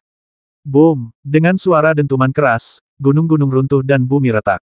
Kemanapun tinju itu lewat, tanah hancur berkeping-keping dan puluhan jurang dalam muncul, yang tampak seperti jaring laba-laba jika dilihat dari udara. Kekuatan suci ini mengalir deras di sepanjang jurang, dan Tuan Gu yang bersembunyi di dalamnya tentu saja akan terpengaruh oleh kekuatan besar itu. Setelah satu pukulan, 7 atau 8 pukulan berjadewa terus-menerus seperti tetesan air hujan. Di tengah suara bum-bum-bum yang keras, limuran hampir mencurahkan seluruh kekuatan sucinya. Setelah pukulan ke-9 mendarat, Lord Gu di bawah tanah akhirnya tak tertahankan lagi. Ia berubah menjadi awan kuning, muncul kembali dari tanah, dan terbang ke udara. Tanpa menunggu dia muncul, limuran segera membuka mata dewa ketiganya. Tiba-tiba, beberapa pola sihir hitam muncul, dan kegelapan menyelimuti sekelilingnya. Begitu Master Gu muncul, ia langsung diselimuti kegelapan. Diselimuti kegelapan, segalanya ditelan oleh kegelapan, tidak peduli apakah itu pikiran, kekuatan sihir atau tubuh fisik, hampir mustahil untuk bergerak. Dalam kegelapan, limuran diam-diam mengeluarkan pedang serakah yang telah ia persiapkan sejak lama, dan menebaskannya ke tubuh serangga Tuan Gu. Cahaya ungu menyala dan merasuk ke dalam tubuh cacing purba itu, tetapi tubuh itu kosong. Ini hanyalah tubuh cacing yang kosong, jiwa cacing itu sudah tidak ada lagi. Limuran tertegun, tetapi menemukan bahwa sekelompok jiwa serangga hijau berukuran sekitar 1 kaki entah bagaimana telah lolos dari ruang gelap dan segera menghilang di udara. Dia sangat tegas. Limuran tergerak hatinya. Tuan Gu ini memang orang yang berpengalaman dan tegas. Ketika menyadari bahwa dirinya diselimuti oleh ruang gelap limuran dan tubuhnya tak bisa bergerak serta berada dalam bahaya besar, ia segera meninggalkan tubuhnya dan membiarkan jiwanya pergi. Jika tidak, jiwanya kemungkinan besar akan terluka langsung oleh pedang serakah, dan disegel dengan segel Dewa Es yang telah disiapkan limuran. Tunggu sebentar, rekan Daois Gu. Teriak limuran segera, aku tidak dendam padamu. Aku tidak berniat membasmimu, juga tidak berniat menghancurkan tubuh seranggamu. Aku hanya ingin meminjam wilayah suku jangkrik untuk sementara waktu agar aku bisa bermeditasi dan mengolah diri, serta membangun tempat tinggal gua sementara. Aku tidak berniat menimbulkan masalah bagi para bangsawan. Lagi pula, dari pemahaman saya, bahkan lebih sulit bagi seorang kultivator serangga untuk memiliki tubuh lain dan terlahir kembali. Terlebih lagi, jiwa serangga seorang kultivator serangga umumnya rata-rata, dan sebagian besar kekuatan magis mereka berkaitan dengan tubuh serangga mereka. Bahkan jika rekan Daois Gu terlahir kembali, kultivasinya pasti akan sangat berkurang. Mungkinkah rekan Daois Gu benar-benar melepaskan tubuh serangga yang telah ia kembangkan selama bertahun-tahun? Jiwa serangga itu telah menghilang dari pandangannya, bersembunyi dengan sangat misterius. Limuran tidak tahu apakah jiwa pihak lain telah pergi jauh atau masih dekat. Ia terus membujuk, tidak mudah untuk mencapai tingkat kultivasi ini. Jika kau harus memulai dari awal lagi, bukankah akan sangat disayangkan? Jika kau menyetujui 2 syarat sederhanaku, aku akan mengembalikan tubuh serangga itu kepadamu. Dengan begitu, kau tidak perlu mengambil alih tubuh lain dan berkultivasi lagi. Kau tetap bisa mempertahankan tingkat kultivasimu saat ini dan tidak akan mengalami kerusakan serius. Apa syaratnya? Suara Tuan Gu menggema dari udara. Hati limuran tergerak. Jiwa serangga Tuan Gu benar-benar memiliki kekuatan magis misterius lainnya. Ia bahkan telah menempel di batu besar di dekatnya tanpa menunjukkan cacat apapun. Dan setelah mengucapkan kata-kata itu, jiwa serangganya menghilang ke dalam batu besar lagi, dan tidak seorang pun tahu di mana ia bersembunyi. Limuran berkata, pertama, sisihkan sedikit area di wilayah bangsawan sebagai area terlarang untukku, dan aku akan membangun gua sementara. Aku akan berkultivasi selama 2 hingga 300 tahun paling lama, lalu pergi dari sini dan mengembalikan area terlarang ini kepada bangsawan. Kedua, mohon diam tentang apa yang terjadi hari ini, rekan Daois Gu. Aku telah memasang pembatas kesadaran ilahi yang cerdas di dalam tubuh serangga rekan Daois Gu. Pembatas ini tidak akan membahayakan rekan Daois Gu, tetapi hanya akan memantau setiap gerakannya untuk memastikan dia tidak mengkhianatiku. Limuran menambahkan, batasan di dalam tubuh serangga itu tidak kuat, dan bahkan jika tidak ada yang menghilangkannya, batasan itu akan hilang dengan sendirinya setelah 3 hingga 500 tahun. Kalau tidak percaya, sekalian saja kau selidiki sendiri. Setelah berkata demikian, Limuran terbang dan mundur 100 mil jauhnya. Setelah Limuran pergi, seberkas jiwa serangga muncul dari suatu tempat di bawah tanah, mengelilingi tubuh serangga yang tidak bergerak di udara, dan melihat sekeliling. Lagi pula, ini adalah tubuhnya sendiri, jadi wajar saja jika ia sangat mengenalnya dan dapat segera menyadari apa yang hilang. Jiwa serangga terbang mengitari tubuh serangga beberapa kali, tampak ragu-ragu.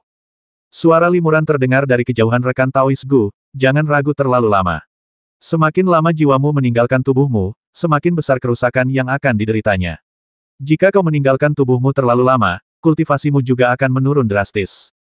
Jiwa serangga itu terus terbang mengitari tubuh serangga itu. Setelah setengah batang dupa, akhirnya ia terbang ke dalam tubuh serangga itu dan langsung menyatu dengannya. Tubuh serangga itu memancarkan cahaya dan berubah menjadi seorang lelaki tua, yang merupakan Tuan Gu. Namun saat ini, wajah Tuan Gu menegang dan dahinya berkerut tanda khawatir. Rekan Taois, apakah kau benar-benar hanya ingin meminjam tanah ini? Tanya Tuan Gu. Kilatan cahaya muncul di hadapannya, dan sosok Limuran pun muncul di sana. Limuran mengangguk, saya hanya ingin meminjam tanah berharga ini untuk bercocok tanam sementara, dan metode kultivasi yang saya praktikkan tidak akan membahayakan para kultivator di sekitar. Saya harap rekan Daois Gu bersedia bekerja sama. Tuan Gu mendesah pelan, sekarang setelah semuanya begini, apa lagi yang bisa kukatakan? Aku hanya bisa setuju. Namun, bahkan setelah kekalahanku, aku masih belum bisa melihat kultivasi dan identitasmu yang sebenarnya. Kekuatan sihirmu sungguh mengagumkan. Limuran tersenyum tipis dan tidak berkata apa-apa lagi. Karena pihak lain telah salah paham, lebih baik ia membiarkannya terus salah paham. Tidak lama kemudian, Tuan Gu memanggil beberapa biksu tahap tubuh spiritual dari klan kriket. Tuan, salah satu pembudidaya serangga di tahap tengah tubuh spiritual bertanya, bisakah Anda membasmi orang yang baru saja masuk ke formasi serangga? Tuan Gu mengangguk. Meskipun aku telah membasmi orang itu, aku juga menderita beberapa luka dan perlu memulihkan diri. Sampaikan perintah ini. Mulai hari ini, area dalam radius 3000 mil dari guaku akan ditetapkan sebagai area terlarang. Tidak seorang pun diizinkan masuk atau keluar. Selain itu, apa yang terjadi hari ini tidak boleh dipublikasikan, agar para kultivator asing tidak memanfaatkan situasi dan mengganggu. Ya, para pembudidaya serangga itu setuju dengan hormat. Beberapa dari mereka tampak khawatir dan bertanya, bagaimana lukamu? Apakah perlu kami mencarikan obat yang mujarab? Tuan Gu mendesah pelan, menggelengkan kepala, dan berkata, tidak perlu. Luka-lukaku hanya butuh istirahat dan pemulihan. Dua alam roh dan ibel akan segera menyatu, dan rumor beredar bahwa penyatuan itu akan terjadi di benua bunga dan pepohonan ini. Ketika dua dunia menyatu, biasanya ada beberapa peluang istimewa. Harta karun langka, binatang purba yang aneh, dan terkadang bahkan serangga bermutasi muncul. Semua ini menjadi objek persaingan antar faksi besar. Ketika saatnya tiba, para kultivator tingkat tinggi dari dunia roh dan ibel akan muncul di dekat titik fusi. Berdasarkan pengalaman sebelumnya, pertempuran hebat sering terjadi. Meskipun klan kita adalah klan serangga terkuat di daerah ini, dan aku telah mencapai tingkat kultivasi Mahayana, selalu ada orang yang lebih kuat darimu. Di seluruh alam roh dan alam ibel, tingkat kultivasiku tidak terlalu tinggi, dan kekuatan klanku bahkan lebih lemah lagi. Kita berada di tempat yang berbahaya, jadi kita harus ekstra hati-hati. Kalian harus menjaga padang rumput dengan baik untuk mencegah serangan dari suku asing. Kalau tidak ada yang penting, jangan berkeliaran. Ya, para pembudidaya serangga menyetujui dengan sungguh-sungguh. Setelah para pembudidaya serangga ini mundur, mereka mengikuti instruksi Tuan Gu dan menetapkan area dalam radius 3000 mil dari gua Tuan Gu sebagai area terlarang. Mereka juga memasang formasi dan larangan di sekitarnya, serta mengatur formasi serangga untuk menjaganya agar orang luar tidak dapat masuk. Tuan Gu diam-diam melatih kemampuannya di dalam gua, mencoba menghilangkan batasan spiritual khusus dalam tubuhnya. Tiba-tiba, suara limuran muncul di benak guru Gu. Saya berpesan kepada rekan Taois Gu untuk tidak membuang-buang waktu. Batasan kesadaran ilahi saya sangat khusus. Melihat seluruh dunia spiritual, saya khawatir tidak banyak orang yang bisa mengaksesnya. Tuan Gu mendesah pelan dan hanya bisa menyerah. Beberapa hari kemudian, dengan bantuan guru Gu, limuran mendirikan sebuah gua sementara di area terlarang. Persyaratannya sederhana, hanya beberapa rumah batu. Mengenai formasi pertahanan dan batasan di sekitar gua tersebut, limuran telah mempersiapkannya. Setelah itu, limuran memang pergi menyendiri untuk berlatih meditasi dan tidak menimbulkan masalah lagi kepada Tuan Gu dan klan kriket. Seiring berjalannya waktu, Tuan Gu yang awalnya khawatir, perlahan-lahan menjadi tenang. Sepertinya tidak ada perbedaan, kecuali ada tamu terhormat di klan yang tidak berani mereka provokasi. Namun, mengetahui bahwa setiap gerakannya berada di bawah kendali musuh membuat Tuan Gu merasa sangat tidak nyaman. Ia tidak bisa mengembangkan kekuatan sihir khusus dan rahasia apapun saat itu, jadi ia hanya berlatih beberapa keterampilan dasar, perlahan-lahan pulih sambil menangani urusan sehari-hari klan. Beberapa tahun kemudian, Tuan Gu, yang awalnya tidak melakukan apa-apa, tiba-tiba menerima catatan transmisi suara yang sangat penting. Penatua Sun dari klan Huamu, dia benar-benar datang. Wajah Tuan Gu berubah, dan dia buru-buru memimpin beberapa kultivator tingkat tinggi di klan untuk menemuinya di luar area terlarang. Begitu kami terbang ke tepi padang rumput, puluhan biksu terbang ke arah kami dengan sebatang tanaman merambat hijau.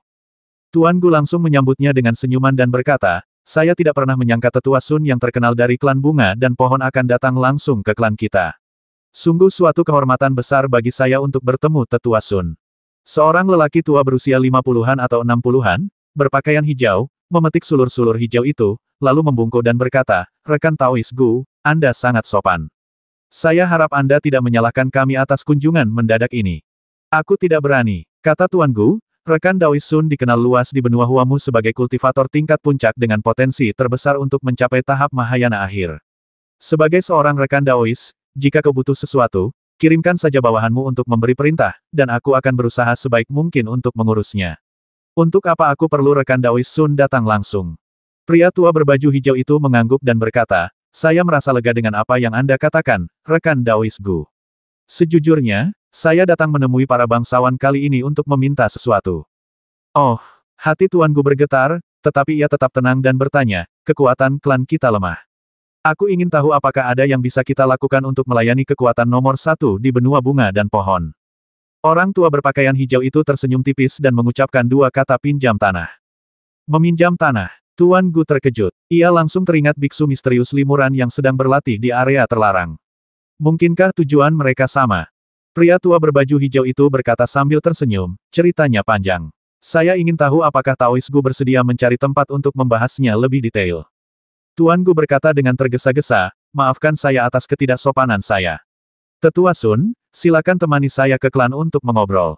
Setelah Tuan Gu membawa lelaki tua berpakaian biru dan yang lainnya ke dalam klan, menurut etiket, dia tentu harus pergi ke aula utama yang terletak di tengah area terlarang untuk menjamu para tamu, jika tidak maka akan menimbulkan kecurigaan atau ketidakpuasan pihak lain. Saya ingin tahu apakah itu akan menguntungkan Anda. Tuan Gu berpikir dalam hati, Tetua Sun ini adalah tokoh penting di klan bunga dan pohon. Apakah Anda bersedia minggir? Sesaat kemudian, suara limuran benar-benar terdengar dari benaknya rekan Taois Gu, silakan sambut saja para tamu terhormat. Saya akan minggir. Tuan Gu merasa lega dan memimpin lelaki tua berpakaian biru dan yang lainnya ke aula utama area terlarang. Setelah sambutan yang hangat dan sopan, lelaki tua berpakaian hijau itu menjelaskan tujuannya. Ia berkata, kali ini, kita akan membentuk formasi di wilayah bangsawan. Tapi jangan khawatir, rekan Taois Gu, formasi ini bukan formasi menyerang atau membasmi, melainkan hanya formasi penginderaan dan pemantauan. Lagi pula, pemantauan sensorik semacam ini tidak akan memengaruhi kultivasi normal para biksu mulia, juga tidak akan digunakan untuk memata-matai intelijen. Rekan Taois Gu, tenang saja. Tuan Gu menghela napas, dengan kekuatan klan Huamu, mungkin tak perlu banyak usaha untuk membasmi klan kita. Tentu saja, aku tahu rekan Taois Sun tidak datang ke sini untuk ini. Tetua Sun berkata, di benua bunga dan pohon, suku saya dan Zerk adalah yang paling makmur. Meskipun suku saya sedikit lebih kuat secara keseluruhan, kami tidak pernah membasmi suku lain. Misalnya, Zerk, banyak bunga dan pohon langka membutuhkan serangga khusus untuk penyerbukan dan kelangsungan hidup. Oleh karena itu, suku saya tidak pernah mempertimbangkan untuk mendominasi benua bunga dan pohon sendirian, itu juga tidak akan banyak menguntungkan kami. Kami di sini bukan untuk menyakiti suku kriket atau suku Zerg terdekat lainnya. Kami di sini hanya untuk membentuk formasi. Tuan Gu mengangguk dan berkata, jika Tetua Sun tidak menjelaskan asal-usul formasi ini, aku khawatir anggota klan yang bodoh itu akan merasa gelisah. Lagi pula, ada terlalu banyak formasi mengerikan di dunia kultivasi abadi. Konon, beberapa formasi besar yang mengerikan dapat langsung merenggut ratusan juta nyawa dan digunakan untuk melakukan kekuatan magis yang luar biasa. Penatua Sun tersenyum tipis, menggelengkan kepalanya berulang kali, dan berkata, rekan Taois Gu, kau terlalu khawatir. Sejujurnya, formasi yang akan kita buat kali ini hanyalah formasi untuk memantau aura harta karun. Lagi pula, formasi ini hanya menargetkan harta karun alam berkualitas tinggi. Formasi perburuan harta karun. Tuan Gu tercengang saat mendengarnya. Tetua Sun mengangguk dan melanjutkan, setiap kali alam roh dan alam ibel menyatu, beberapa harta karun istimewa mungkin akan dihasilkan. Klan kami tertarik dengan harta karun ini, jadi kami telah memasang susunan pemantau di titik-titik lemah kekuatan penghalang spasial di berbagai tempat di benua bunga dan pohon, tempat-tempat yang paling memungkinkan untuk penyatuan. Jika kami bisa merasakan aura sebuah harta karun, kami bisa sampai di sana lebih dulu. Harta karun semacam ini akan menarik makhluk-makhluk papan atas dari segala penjuru untuk memperebutkannya. Meskipun klan kriket cukup kuat, kurasa tidak pantas bagi kita untuk terlibat. Sebagai klan nomor satu di benua bunga dan pohon, kita memiliki keuntungan karena dekat dengan air dan bulan, jadi kita seharusnya memenuhi syarat untuk mendapatkan harta karun itu.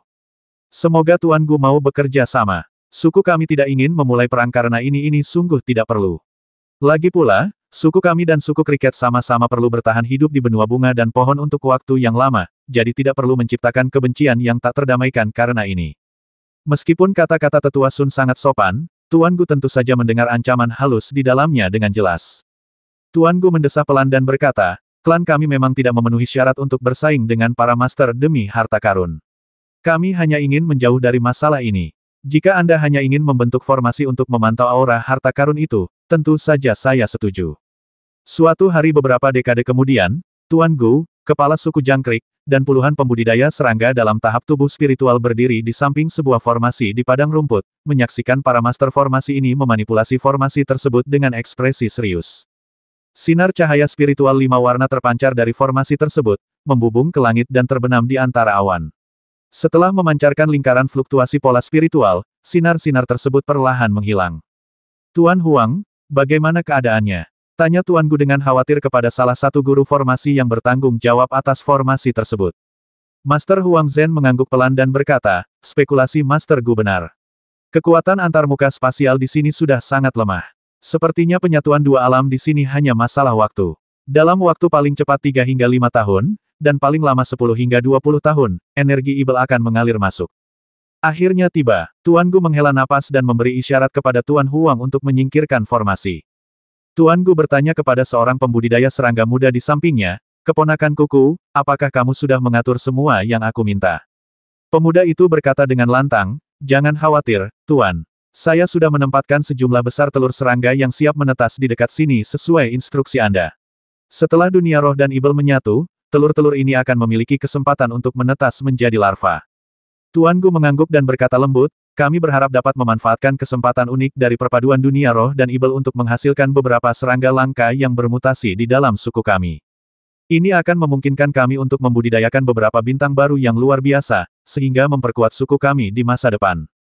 Suku kriket kami dianggap sebagai ras serangga terkemuka di wilayah ini, tetapi di seluruh benua bunga dan pohon, kami hanyalah pasukan serangga biasa.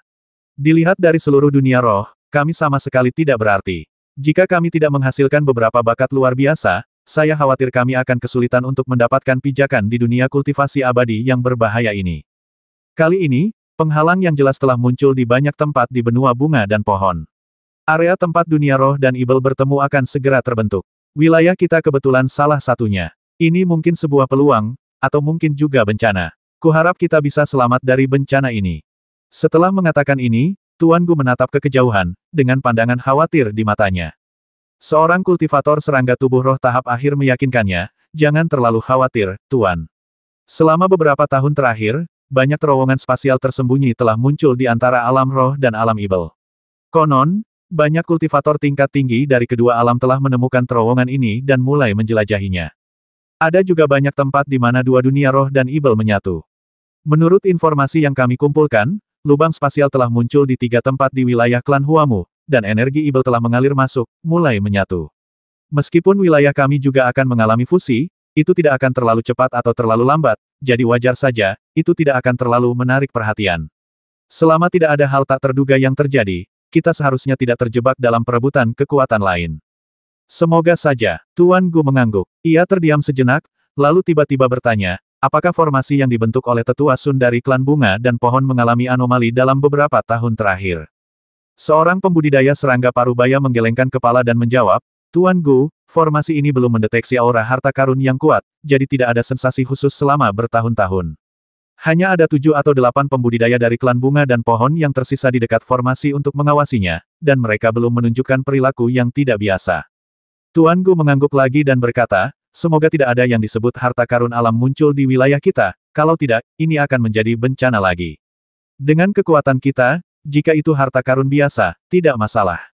Tapi jika itu harta karun yang bahkan diincar oleh para kultivator Mahayana tingkat menengah hingga akhir, kita tidak boleh menyentuhnya. Sekecil apapun kita memikirkannya, itu bisa menyebabkan kehancuran klan kita. Yang mulia benar sekali, seorang pembudidaya serangga menimpali. Konon, klan bunga dan kayu, karena merekalah yang pertama kali menunjukkan tanda-tanda fusi, juga yang pertama kali menemukan harta karun langka, seperti herba dan bunga spiritual istimewa. Bagi klan bunga dan kayu, harta karun ini melambangkan anggota masa depan yang berpotensi besar dan bagi pembudidaya tingkat tinggi lainnya di alam roh dan alam ibel, harta karun ini merupakan material berkualitas tinggi untuk memurnikan ramuan dan harta karun. Karena itu, klan bunga dan kayu sangat waspada mereka bahkan mungkin menghadapi pertempuran besar dengan alam ibel. Lord Gu berkata, sebagai klan nomor 1 di benua Huamu, klan Huamu memiliki lebih dari 10 kultivator Mahayana di bawah pimpinan mereka, dan seorang kultivator Mahayana akhir dengan kekuatan tak terbayangkan. Tentu saja, mereka layak bersaing dengan faksi lain. Namun, menurutku, klan Huamu harus membuat beberapa konsesi. Mereka harus bergabung dengan kekuatan dan tokoh besar lainnya di alam roh untuk dapat menghadapi kekuatan ibel. Jika tidak, mereka tidak akan berdaya. Jadi, klan bunga dan pohon tidak seharusnya melakukan hal buruk apapun pada klan kita. Tanya seorang pembudidaya serangga. Mungkin tidak. Tuan Gu mengangguk dan berkata, saat ini, suku Huamu sepertinya tidak akan memulai konflik. Selama tidak ada harta karun surgawi yang muncul di suku mereka, kemungkinan besar mereka akan mengabaikan masalah ini dan fokus menghadapi ancaman lain. Suku Zerg lain yang lebih besar juga sepertinya tidak akan memanfaatkan kesempatan ini untuk melancarkan perang melawan suku Huamu. Jika tidak, jika mereka gagal membasmi suku Huamu sepenuhnya, dan mereka membalas di masa depan, akan sulit bagi suku Zerg lain untuk mendapatkan pijakan di benua Huamu. Namun, kita tetap harus berhati-hati. Sampaikan perintah ini. Selama beberapa tahun ke depan, semua kultivator di klan dilarang berlatih menyendiri dalam waktu lama, dan juga disarankan untuk tidak bepergian. Semuanya, tetaplah di pos kalian, lindungi padang rumput ini, dan lindungi wilayah klan kita. Baik, para pembudidaya serangga menyetujui dengan hormat. Seorang pembudidaya serangga muda tiba-tiba bertanya, karena sang guru tidak berencana untuk mengasingkan diri, haruskah area terlarang itu dihapuskan? Master Gu menggelengkan kepala dan berkata, area terlarang tetap utuh, dan tidak ada kultivator yang diizinkan mendekat. Semuanya tetap sama.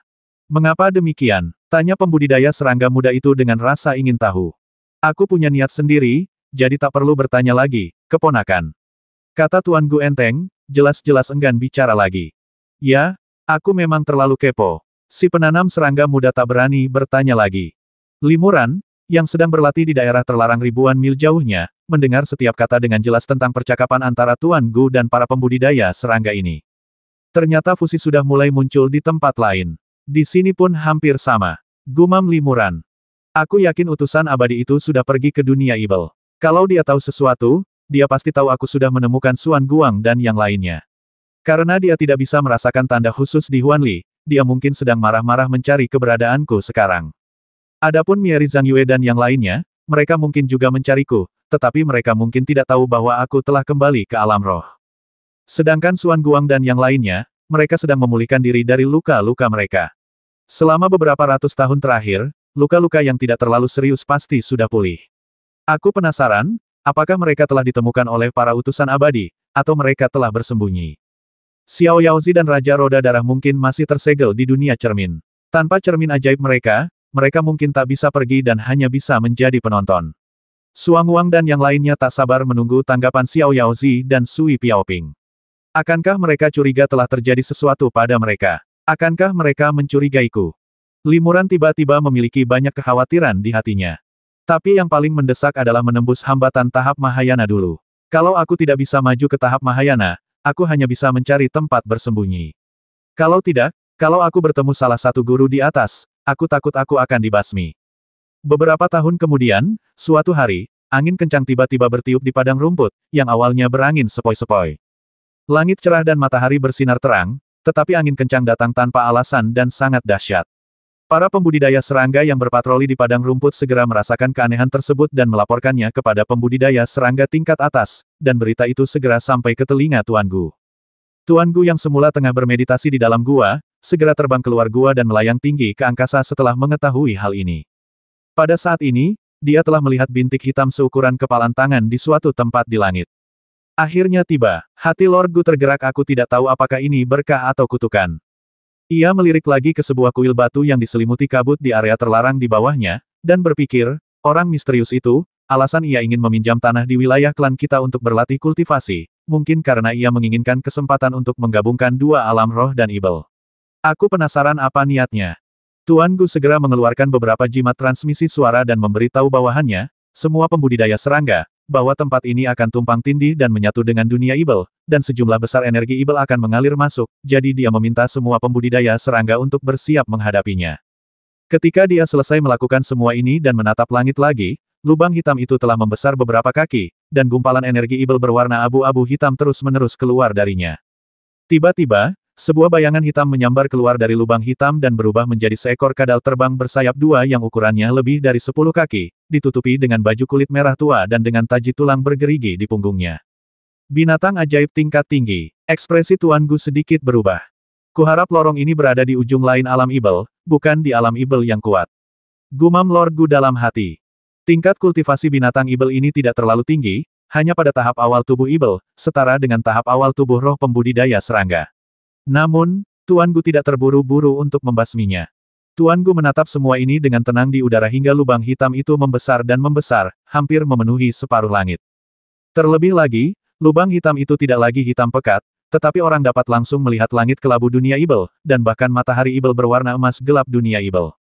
Di mana-mana, energi spiritual dan energi ibel saling tolak, menyebabkan badai dahsyat dan fluktuasi energi vital yang dahsyat. Banyak pembudidaya serangga tingkat rendah tak sanggup menahannya, bahkan ada yang mati karenanya. Namun, Zerg tidak kekurangan kultivator Zerg tingkat rendah. Sejumlah besar telur Zerg ditempatkan di suatu tempat di bawah tanah yang dangkal, tempat energi spiritual dan energi ibel saling memengaruhi. Meskipun sebagian besar telur Zerg pada akhirnya akan gagal menetas, beberapa yang beruntung mungkin berhasil, dan bahkan mungkin bermutasi. Beberapa monster ibel lainnya berdatangan, tetapi jumlah mereka sedikit, dan kultivasi mereka juga tidak tinggi. Kebanyakan dari mereka adalah monster ibel tingkat rendah. Sedangkan pasukan kultivasi ibel yang teanisir dan terlatih dengan baik, mereka tidak muncul. Tuan Gu menghela napas lega. Tampaknya lokasi penyatuan alam ibel relatif terpencil, tanpa pasukan ibel yang kuat yang ditempatkan di sana, dan tidak ada kultivator ibel yang berencana menyerang alam roh dari sana. Kecuali ada harta karun yang ditemukan, pasukan ibel tidak akan menyerbu alam roh untuk bertempur. Maju, Tuan Gu memberi perintah, dan ia sendiri bertindak, membelah diri menjadi tubuh-tubuh serangga yang tak terhitung jumlahnya dan melahap kadal ibel bersayap dua di tahap awal tubuh ibel sedikit demi sedikit. Para pembudidaya serangga tingkat tinggi lainnya juga melakukan hal yang sama dan membagi binatang ibel tingkat rendah yang tersisa. Memakan adalah salah satu cara penting bagi para pembudidaya serangga untuk berlatih. Tubuh dan esensi binatang ajaib merupakan material yang sangat langka, dan setelah dilahap, mereka seringkali dapat memberikan banyak manfaat. Lord Gu juga terbang ke wilayah ibel dari titik fusi untuk menjelajah dan mendapati semuanya berjalan sesuai harapannya. Ia melihat lembah ibel yang agak terpencil dan merasa lebih tenang. Tuan Gu tidak berani tinggal lama di alam ibel dan bergegas kembali ke padang rumput. Setelah beberapa hari, semuanya masih tenang. Tidak banyak pembudidaya ibel yang datang. Sesekali, ada binatang ajaib atau pembudidaya ibel yang muncul secara sporadis, tetapi mereka dengan cepat dibasmi oleh pembudidaya jangkrik yang telah dipersiapkan dengan baik. Selama beberapa hari ini, tempat di mana dua dunia menyatu telah stabil. Di langit, terdapat 7 matahari hantu dari dunia spiritual dan matahari ibel emas gelap dari dunia ibel. Vitalitas langit dan bumi di sekitarnya mengandung energi spiritual yang melimpah dan energi ibel yang pekat. Area fusi semakin membesar. Lambat laun, tidak hanya di atas padang rumput, tetapi juga di tempat-tempat lain di sekitarnya, kekuatan penghalang ruang angkasa menjadi sangat rapuh. Seorang kultivator di atas tahap tubuh roh hanya membutuhkan satu pukulan ringan untuk menembus kekuatan penghalang dan memasuki alam ibel. Seluruh suku jangkrik Mol telah mengambil tindakan pencegahan yang ekstrim. Seluruh padang rumput dijaga oleh barisan serangga. Siapapun yang gegabah masuk ke sini akan langsung dikepung oleh sejumlah besar serangga aneh tingkat rendah.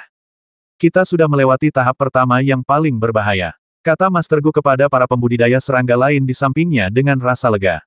Beberapa hari pertama fusi adalah waktu yang paling berbahaya. Jika kekuatan ibel yang kuat di sisi lain dunia ibel siap menyerang dunia roh dari sini, kita akan menjadi yang pertama menanggung bebannya. Kita bisa bertarung sampai mati dan mengusir pasukan ibel, atau meninggalkan wilayah kita dan mundur lebih dalam. Untungnya, ini tidak terjadi. Dia bertanya kepada salah satu pembudidaya serangga muda, bagaimana keadaan para pembudidaya tingkat rendah dari klan kita yang telah gugur. Kultivator muda itu menjawab, meskipun kultivator serangga seperti kami memiliki kemampuan adaptasi yang kuat, sekitar sepertiga kultivator tingkat rendah tetap musnah selama fusi karena faktor-faktor seperti perubahan drastis energi vital langit dan bumi. Beberapa kultivator serangga dalam tahap pengembaraan ilahi dan fase dharma juga musnah. Namun, di antara para kultivator serangga yang telah bertransformasi, kecuali beberapa yang merasa sedikit tidak nyaman, tidak ada korban jiwa. Sepertiga, Tuan Gu mengangguk dengan sungguh-sungguh. Tidak terlalu banyak, tapi juga tidak sedikit. Setidaknya masih dalam batas kemampuan kita. Namun, pembudidaya serangga tingkat rendah mudah dibudidayakan. Klan kita telah melonggarkan batasan selama bertahun-tahun dan membudidayakannya cukup banyak, cukup untuk menutupi kerugian. Selain itu, setelah telur serangga yang kita siapkan menetas, banyak kekuatan baru akan bergabung dengan klan kita. Keponakanku, kau harus mengawasi masalah ini dengan saksama. Jika kau menemukan larva khusus yang dapat menyerap energi spiritual dan ibel, segera beritahu raja ini. Ya, jawab pembudidaya serangga muda itu, tapi situasi seperti itu sangat jarang terjadi. Kurasa kau tidak perlu terlalu berharap.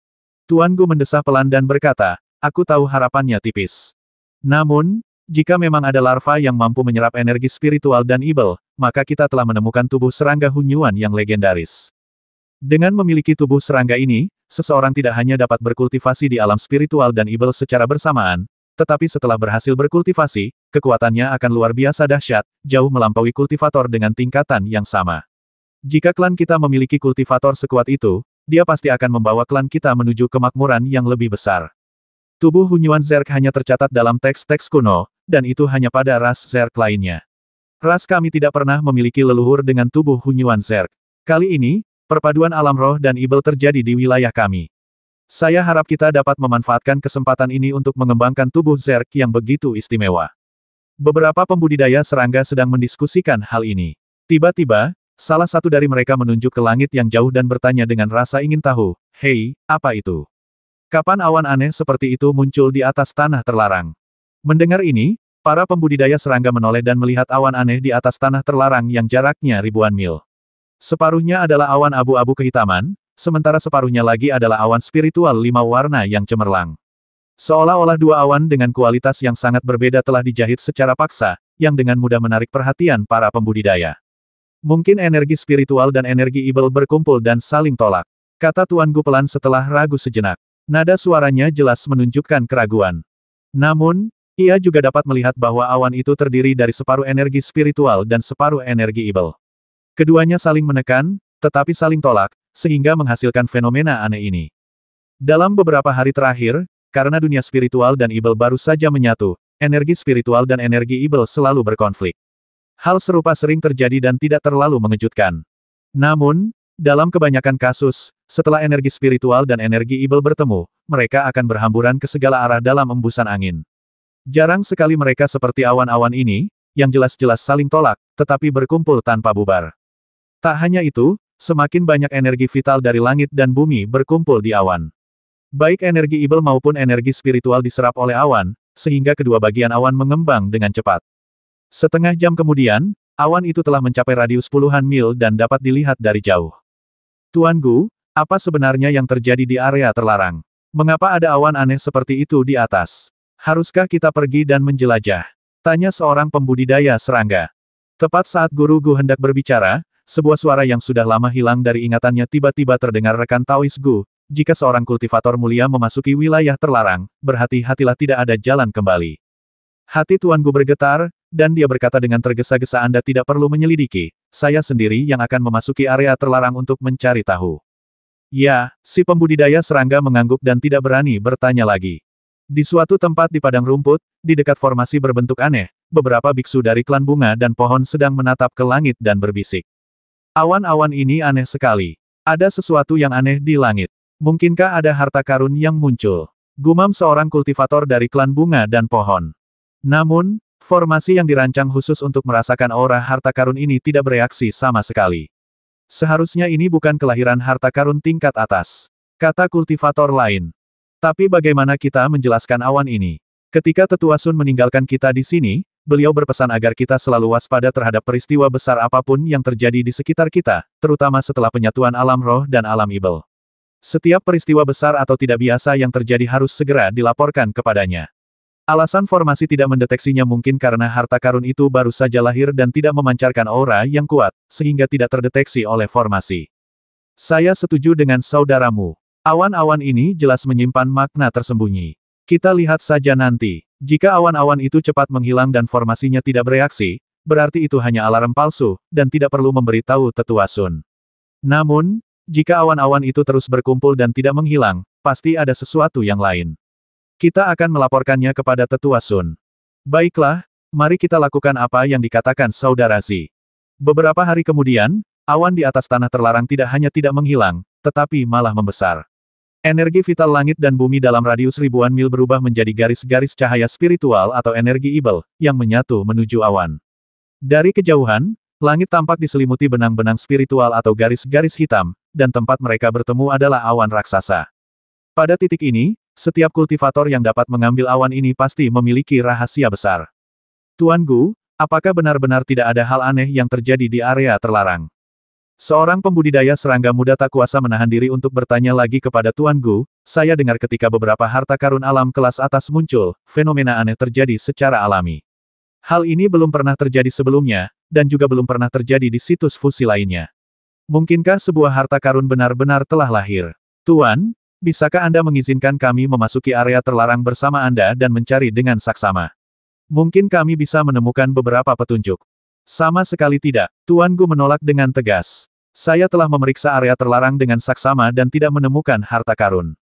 Selain itu, formasi yang ditinggalkan oleh klan bunga dan pohon tidak mendeteksi jejak harta karun. Mengenai fenomena langit yang tidak biasa ini, saya belum pernah melihatnya sebelumnya.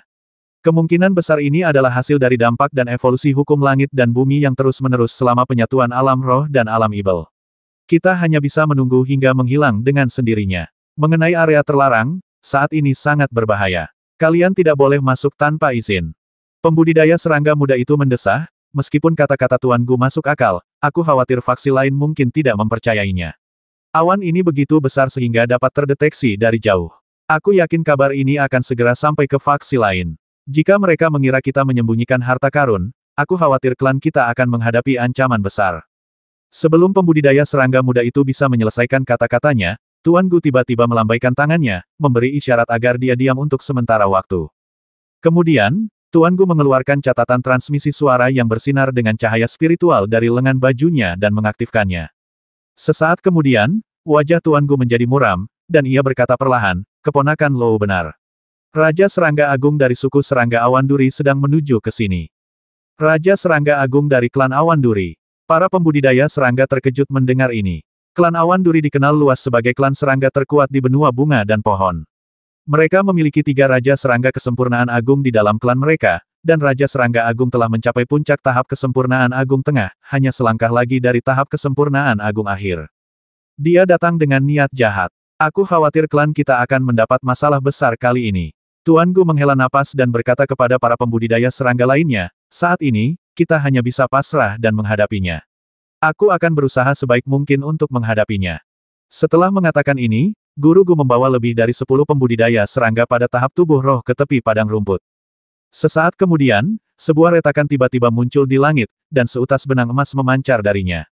Benang emas itu kemudian menjelma menjadi seorang lelaki tua botak bermata kecil, tak lain adalah Raja Serangga Emas dari klan Ciyun. Raja Serangga Emas melambaikan lengan bajunya, dan puluhan cahaya spiritual memancar keluar, berubah menjadi pembudidaya serangga yang berubah pada tahap tubuh roh. Lord Gu segera melangkah maju, membungkuk dengan senyum lebar. Kehadiran Saudara Jin sungguh suatu kehormatan bagi klan kami yang sederhana. Konon, Saudara Jin telah mengasingkan diri selama bertahun-tahun, berjuang mencapai tahap Mahayana akhir, jarang muncul di dunia kultivasi abadi. Saya tidak menyangka Anda akan mengunjungi tempat sederhana ini hari ini. Apa perintah Anda? Raja Jin Dachong tersenyum tipis dan berkata, Teman Gu, kenapa kau bertanya padahal kau sudah tahu jawabannya? Setelah penyatuan dunia roh dan ibel terjadi di wilayah bangsawan, sebuah fenomena aneh terjadi. Tentu saja, aku datang ke sini karena ini. Aku ingin tahu, harta apa yang tersembunyi di balik fenomena surgawi ini. Tuan Gu mengerutkan kening. Pihak lain tidak menyembunyikan niatnya untuk merebut harta karun itu, sehingga sulit baginya untuk menunda. Tuan Gu tersenyum canggung dan berkata, Rekan Taois Jin, kau salah paham. Ini bukan harta karun fenomena surgawi. Sejujurnya, aku sudah menyelidikinya secara menyeluruh, dan tidak ada harta karun langka yang pernah muncul di wilayah kita. Raja Serangga Agung Jin mendengus dingin dan berkata, jika tidak ada harta karun langka, bagaimana mungkin fenomena langit sejernih ini terjadi? Rekan Taois Gu, kau dan aku sama-sama pembudidaya serangga. Dengarkanlah nasihatku. Sebuah fenomena aneh di langit dapat dilihat dari jarak ribuan mil. Hal ini tidak dapat disembunyikan dan pasti akan menyebabkan pertikaian antar berbagai kekuatan. Mengingat kekuatan klan Jangkrik Mole, jika mereka ingin memonopoli harta karun ini, aku khawatir mereka hanya akan mengundang masalah. Pada akhirnya, mereka tidak hanya tidak akan bisa mendapatkan harta karun itu, tetapi mereka juga akan menghadapi bencana pemusnahan klan mereka sendiri. Sebagai gantinya, rekan Daois Gu harus memberikan harta karun itu kepadaku. Aku akan melindungi seluruh klan Jangkrik sebagai sesama pembudidaya serangga. Selanjutnya, aku akan mengizinkan rekan Daois Gu mendapatkan bagian dari harta karun itu, atau menukarnya dengan harta karun berharga lainnya. Master Gu menggelengkan kepalanya berulang kali dan berkata, kata-kata rekan Daois Jin masuk akal. Jika memang ada harta karun, aku pasti akan memberikannya kepadamu. Namun, ini jelas bukan harta karun. Seorang penggarap serangga klan Awan Duri di belakang Raja Serangga Agung Jin berkata, mungkinkah harta karun itu tersembunyi, dan Tuan Gu belum menemukannya? Bagaimana kalau kita pergi ke lokasi fenomena langit itu dan menyelidikinya dengan saksama? Mungkin kita bisa menemukan beberapa petunjuk. Raja Serangga Emas mengangguk dan berkata dengan tenang, pemuda dari klanku ini benar. Jika memang tidak ada harta karun, dan itu hanyalah fenomena langit aneh yang disebabkan oleh alasan lain, tentu saja aku tidak akan mempersulit rekan Daois Gu dan seluruh klan kriket. Yah, Tuan Gu tampak malu. Kebetulan daerah itu adalah daerah terlarang bagi klan kita. Saya khawatir itu akan merepotkan. Area terlarang. Raja Serangga Emas tertawa terbahak-bahak dan berkata, rekan Daois Gu, tindakanmu benar-benar sebuah penyamaran. Kalau tidak ada agenda tersembunyi, kenapa harus disebut area terlarang? Rekan Daois Gu, kalau kau tidak mau menyerahkan harta karun itu, katakan saja. Kenapa harus merahasiakannya? Aku hanya ingin tahu harta karun macam apa itu. Kalau tidak berguna bagiku, aku tidak akan ikut campur. Kalau aku menginginkannya, aku juga akan menyediakan sumber daya yang cukup untuk ditukar denganmu. Singkatnya, aku tidak akan membiarkanmu menderita kerugian. Setelah kukatakan ini, kalau kau masih tidak memberiku penjelasan yang jelas, aku khawatir ini tidak bisa diterima. Tuan Gu cemberut, tidak mampu menghadapi situasi tersebut, dan hanya bisa memberitahu mereka bahwa ada seorang biksu misterius di area terlarang. Dia hendak berbicara ketika tiba-tiba dia melihat kilatan cahaya hijau di langit yang jauh. Rekan-rekan Taois dari klan Huamu ada di sini. Tuan Gu segera mengganti topik pembicaraan, menunjuk ke kejauhan. Suku bunga dan pohon. Mereka datang begitu cepat. Raja Serangga Emas mengerutkan kening, jelas waspada terhadap suku terdepan benua bunga dan pohon. Sesaat kemudian, kilatan cahaya hijau muncul, menampakkan sebatang pohon anggur hijau. Di balik daun-daunnya, terbungkus seorang kultivator yang telah bertransformasi dari klan bunga dan pohon, yang saat ini berada dalam tahap tubuh spiritual. Pohon anggur itu kemudian menjelma menjadi seorang lelaki tua berpakaian hijau, tak lain adalah tetua Sun dari klan bunga dan pohon. Salam, rekan Daois Sun. Tuan Gu segera melangkah maju untuk menyambutnya. Rekan Taois Sun. Raja Serangga Emas mendengus pelan dan membungkuk kepada tetua Sun. Rekan Taois Sun adalah tetua klan bunga dan pohon, berpangkat tinggi. Dan ku dengar klan bunga dan pohon saat ini sedang terlibat pertempuran sengit dengan beberapa kultivator ibel. Bagaimana kau bisa meluangkan waktu untuk datang langsung ke wilayah serangga terpencil ini? Tetua Sun tersenyum tipis. Aku di sini untuk alasan yang sama dengan rekan Daois Jin. Ada fenomena aneh di langit, dan itu tidak menghilang. Sepertinya ada harta karun alam yang sedang lahir. Sebagai klan terdepan di benua bunga dan pohon, klan kami berhak untuk campur tangan. Raja Serangga Agung, Jin, mencibir dan berkata, jika itu adalah pemimpin klan bunga yang mulia, tentu saja aku akan mundur. Namun, sebagai seorang pembudidaya serangga, dan karena ini adalah wilayah serangga, aku khawatir aku tidak bisa menyerahkan hartaku. Tetua Sun tersenyum dan berkata, meskipun Raja Jin adalah seorang kultivator Zerg, beliau bukanlah pemilik tempat ini. Mengenai bagaimana cara mendistribusikan sumber daya, mengapa tidak mendengarkan pendapat pemilik tempat ini, rekan Daois Gu? Setelah mengatakan ini, dia menatap Guru Gu sambil tersenyum. Tuan Gu terkejut mendengar ini. Ia terjebak di antara dua faksi utama. Jika ia menyinggung salah satu pihak, itu akan menjadi bahaya tersembunyi yang besar di masa depan. Melihat keraguan Guru Gu, wajah Raja Serangga Agung Jin menjadi muram dan ia berkata melalui transmisi suara, rekan Taois Gu, kau dan aku adalah separuh ras yang sama. Apa kau benar-benar harus memberikan harta karun itu kepada orang luar? Kalau kau melakukan ini, aku khawatir kau tidak akan ditoleransi oleh ras serangga lain. Lord Gu mendesah pelan dan berkata, saat ini, aku tak bisa lagi menyembunyikannya. Sekalipun aku harus menanggung pembalasan, aku tak bisa membiarkan kalian, sesama Taois, terus salah paham. Sesungguhnya, tak ada harta karun di area terlarang. Fenomena aneh ini disebabkan oleh beberapa dekade yang lalu, seorang guru misterius datang ke klan kami. Sebelum ia sempat menunjukkan kemampuan aslinya, ia mengalahkanku dan menuntut untuk berkultivasi di wilayah kami selama beberapa waktu. Itulah sebabnya aku menetapkan daerah itu sebagai zona terlarang. Bahkan para biksu dari klanku pun tidak tahu. Lagi pula, aku sudah menyelidikinya, dan fenomena alam itu bukan karena harta karun yang tumbuh di daerah terlarang, melainkan kemungkinan besar berkaitan dengan biksu misterius itu. Biksu misterius. Raja Jin Dachong dan Tetua Sun mengerutkan kening mendengar ini, wajah mereka setengah percaya dan setengah ragu. Tetua Sun berkata, siapapun yang bisa mengalahkan rekan Daois Gu pastilah seorang master tingkat Mahayana, bukan orang yang tidak dikenal. Rekan Daois Gu, tolong beritahu kami tentang kemampuan dan kekuatan magis orang itu. Penatua Sun hanya bertanya tentang metode kultivasi, bukan penampilan, karena bagi kultivator tingkat tinggi, penampilan dapat diubah dan disembunyikan, tetapi ketika para master bertarung satu sama lain, metode kultivasi dan kekuatan supernatural yang digunakan sulit untuk disembunyikan. Tuan Gu menggelengkan kepala dan berkata, aku belum pernah melihat kemampuan pria itu sebelumnya. Aku hanya tahu dia seorang kultivator tubuh dengan kekuatan luar biasa, dan tampaknya memiliki darah kilin. Namun, kemampuan utamanya bukan terletak pada kultivasi tubuh, melainkan pada pengendalian energi vital langit dan bumi. Saat aku melawannya, rasanya seperti aku melawan seluruh alam semesta, tanpa peluang menang. Yang lebih luar biasa lagi bagiku adalah dia berhasil mempertahankan fluktuasi energi vital tubuh spiritual tahap akhir, bahkan tanpa menggunakan mana tingkat Mahayana, namun dia mengalahkanku dengan cara ini. Tetua Sun dan Raja Serangga Agung Jin semakin curiga semakin mereka mendengarkan.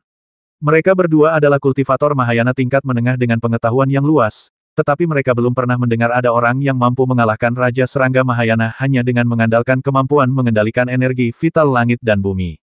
Mengenai mempertahankan fluktuasi energi vital tubuh spiritual tahap akhir, hal itu bahkan lebih membingungkan. Garis keturunan kilin, mungkinkah itu seorang Taois dari ras Ibel?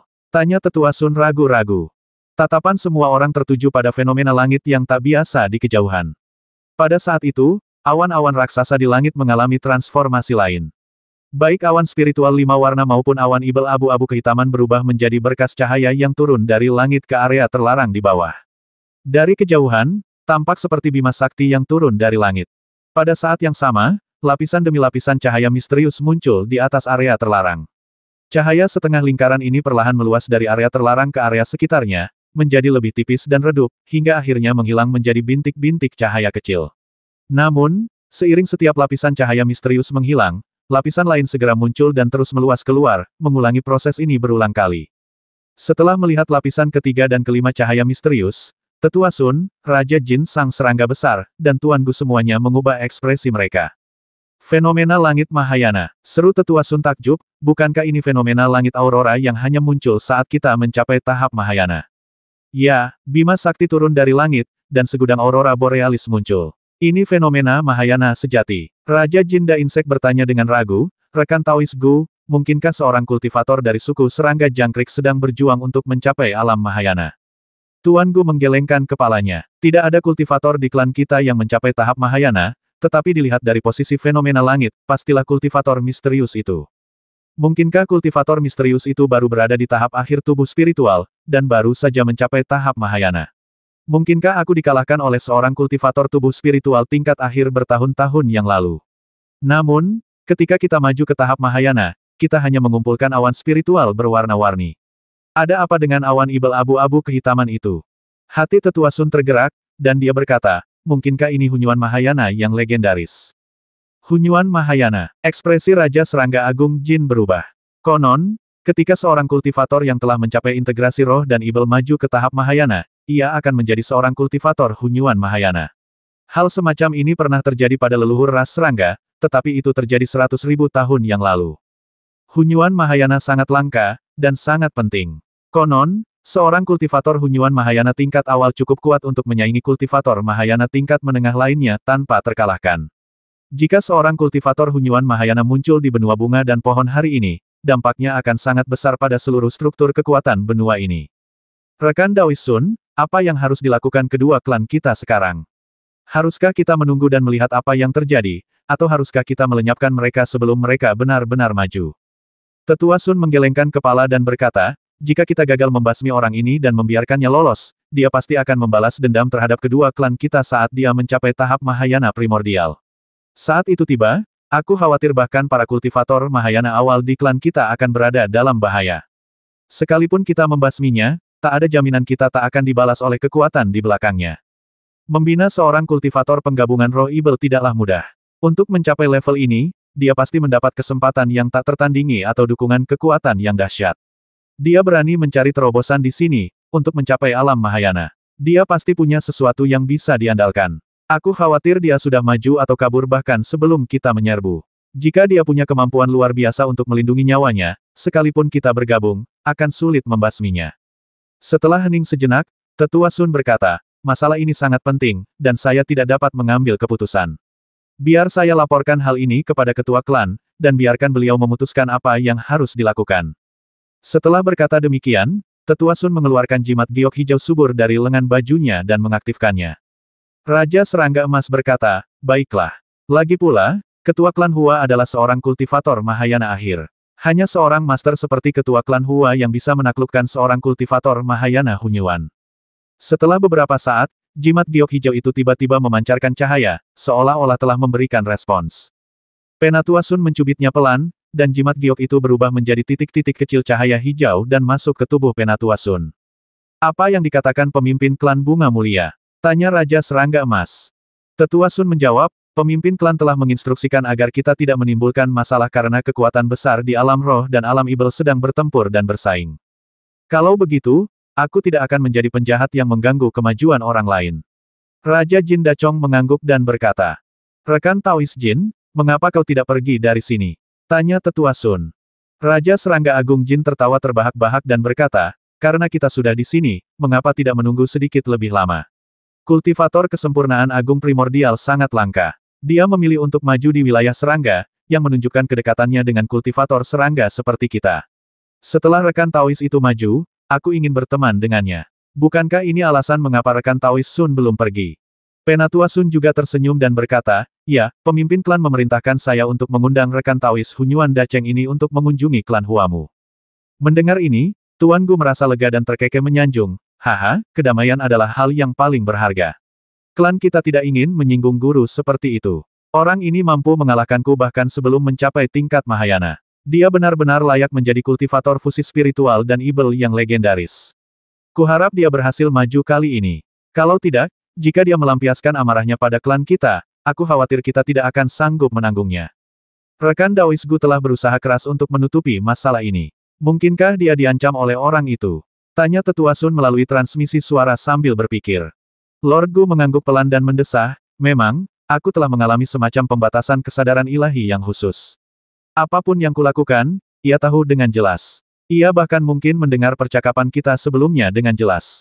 Kesadaran ilahi orang ini sangat tinggi. Aku telah mencoba menghilangkannya berkali-kali, tetapi tidak berhasil. Penatua Sun kembali terkejut ketika mendengar ini. Dia bukan hanya seorang kultivator Hunyuan Mahayana, tetapi dia juga sangat mahir dalam kesadaran ilahi dan telah mencapai pencapaian tinggi dalam pemurnian tubuh. Tampaknya kekuatan orang ini bahkan lebih besar dari yang kita duga. Alasan mengapa para kultivator Hunyuan Mahayana begitu kuat terutama karena kekuatan magis mereka jauh lebih unggul daripada para kultivator spiritual atau ibel yang berada pada tingkatan yang sama dan dari apa yang dikatakan Tuan Gu, kultivator misterius di daerah terlarang juga memiliki pencapaian yang sangat tinggi dalam pikiran spiritual dan pemurnian tubuh, yang cukup untuk menunjukkan bahwa ia telah mengolah 3 harta karun berupa esensi, energi, dan jiwa dengan cara yang luar biasa. Jika salah satu dari 3 pusaka, esensi, ki, dan roh, unggul, seseorang dapat menonjol di antara yang lain. Misalnya, seorang kultivator di tahap awal Hunyuan Mahayana, karena kekuatan magisnya yang lebih besar, dapat menyaingi rata-rata kultivator Mahayana tingkat menengah. Jika ketiga pusaka, esensi, ki, dan roh, dikultivasikan hingga tingkat tinggi, kekuatan mereka menjadi semakin tak terduga. Semoga anak ini tidak terlalu memahami kekuatan hukum langit dan bumi. Kalau tidak, aku khawatir kita pun tidak akan sebanding dengannya. Gumam Tetua Sun dalam hati. Luas dan kekuatan hukum langit dan bumi yang dipahami dan dikendalikan seseorang merupakan kriteria krusial untuk mengukur kekuatan seorang kultivator Mahayana. Secara umum, ketika para kultivator dengan tingkatan yang sama bertarung, orang yang memahami kekuatan hukum yang lebih besar, atau yang dapat mengendalikan lawan dengan lebih baik, seringkali menang. Namun, sifat spesifik hukum yang dipahami seseorang dan sejauh mana seseorang dapat mengendalikannya bergantung pada metode dan pemahaman kultivasi masing-masing, yang sangat bervariasi antar kultivator, sehingga mustahil untuk melakukan generalisasi. Setelah menjelaskan hal ini, Guru Gu merasa jauh lebih lega. Awalnya, dikalahkan oleh seorang kultivator tubuh spiritual tingkat akhir di tahap awal Mahayana sungguh memalukan tetapi karena kultivator yang lain adalah kultivator fusi roh ibel yang langka, dan akan segera mencapai tahap Mahayana primordial, hal ini tidak terlalu mengejutkan. Setidaknya Tetua Sun dari klan Bunga dan Pohon dan Raja Jin dari klan Serangga tampaknya tidak mengejeknya sedikitpun. Pantas saja dia meminta untuk bermeditasi di wilayah klannya sendiri. Ternyata dia ingin memanfaatkan perpaduan dua dunia roh dan ibel untuk menembus hambatan kultivasinya dan maju ke Hunyuan Mahayana. Gumam Lord Gu dalam hati. Secara umum, kultivator dengan bakat cahaya ilahi untuk mengolah energi roh dan ibel sangat langka di dunia kultivasi abadi. Hanya ketika alam roh dan ibel menyatu, kultivator dengan kualifikasi cahaya ilahi serupa terkadang muncul. Namun, karena perpaduan alam roh dan ibel hanya berlangsung selama beberapa ratus tahun, hanya sedikit di antara mereka yang benar-benar dapat berkultivasi ke tingkat yang lebih tinggi. Jika orang ini adalah kultivator yang lahir pada masa penyatuan terakhir dunia roh dan ibel, dia telah berlatih selama lebih dari 10.000 tahun dan memiliki pengalaman yang sedikit lebih banyak daripada saya. Tidaklah terlalu tidak adil bagi saya untuk dikalahkan olehnya. Lord Gu menghibur dirinya sendiri. Semua orang, dengan pikirannya masing-masing, diam-diam mengamati perubahan fenomena langit di luar area terlarang. Batasan area terlarang sama sekali tidak dapat menghentikan para master ini, tetapi tak satu pun dari mereka menerobos masuk. Di dunia kultivasi abadi, mengganggu kemajuan seseorang adalah perseteruan yang sebanding dengan memusnahkan seluruh klan. Mengetahui kekuatan lawan yang tak terduga, mengapa mereka sampai mengganggunya? Jika mereka tidak memanfaatkan kesempatan untuk melenyapkannya, mereka akan menjadi sumber kekhawatiran yang tak ada habisnya di masa depan. Orang-orang ini telah berkultivasi selama ribuan tahun, jadi tentu saja mereka tidak akan menambahkan musuh yang kuat ke dalam gudang senjata mereka tanpa alasan. Bima sakti turun dari langit, dan aurora yang tak terhitung jumlahnya muncul. Fenomena langit ini berlangsung selama 7 hari 7 malam sebelum awan spiritual ibel raksasa di langit akhirnya menghilang. Energi langit dan bumi yang sangat besar yang terkumpul di awan telah berubah menjadi sinar cahaya yang cemerlang, terbenam ke dalam gua tempat tinggal di area terlarang. Sepertinya kemajuan orang ini berjalan cukup mulus. Tetua Sun mengangguk pelan dan berkata, semakin pendek proses kemajuannya, semakin alami. Dulu, saya butuh lebih dari setahun untuk menyelesaikan proses pengumpulan awan spiritual 5 warna dan mengubahnya menjadi ribuan aurora. Orang ini menyelesaikannya dalam waktu kurang dari sebulan, jauh lebih lancar daripada yang saya lakukan dulu. Benar, selanjutnya, selama dia mampu mengatasi ibel batinnya dan melewati level Tianling, dia bisa menjadi seorang kultivator Mahayana tahap awal sejati, dan bahkan seorang Hunyuan Mahayana yang langka. Raja Serangga Emas mendesah pelan, dengan nada iri. Meskipun pria di area terlarang itu tidak sebaik dirinya, bahkan jika ia maju, sebagai seorang Hunyuan Mahayana, potensinya jauh lebih tinggi daripada dirinya, Sang Raja Serangga Agung. Seiring waktu, bukan tidak mungkin baginya untuk menjadi eksistensi yang melampaui Raja Serangga Agung. Di dalam area terlarang, di Aula Batu, Limuran sedang duduk bersila dengan mata tertutup. Seluruh tubuhnya diselimuti lapisan cahaya abu-abu redup. Energi langit dan bumi di sekitarnya, entah itu energi ibel atau energi spiritual, langsung menyatu dengan cahaya abu-abu ini tanpa penolakan apapun.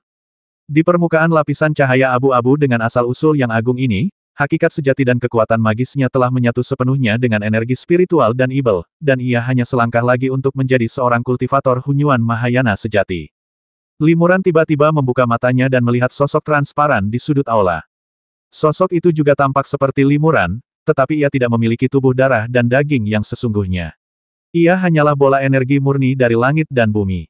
Terlebih lagi, Limuran ini memiliki kekuatan yang luar biasa, dan setiap gerakannya tampaknya berhubungan erat dengan dunia sekitarnya.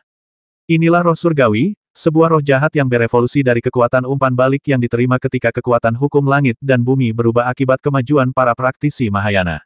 Esensinya adalah secercah kekuatan hukum.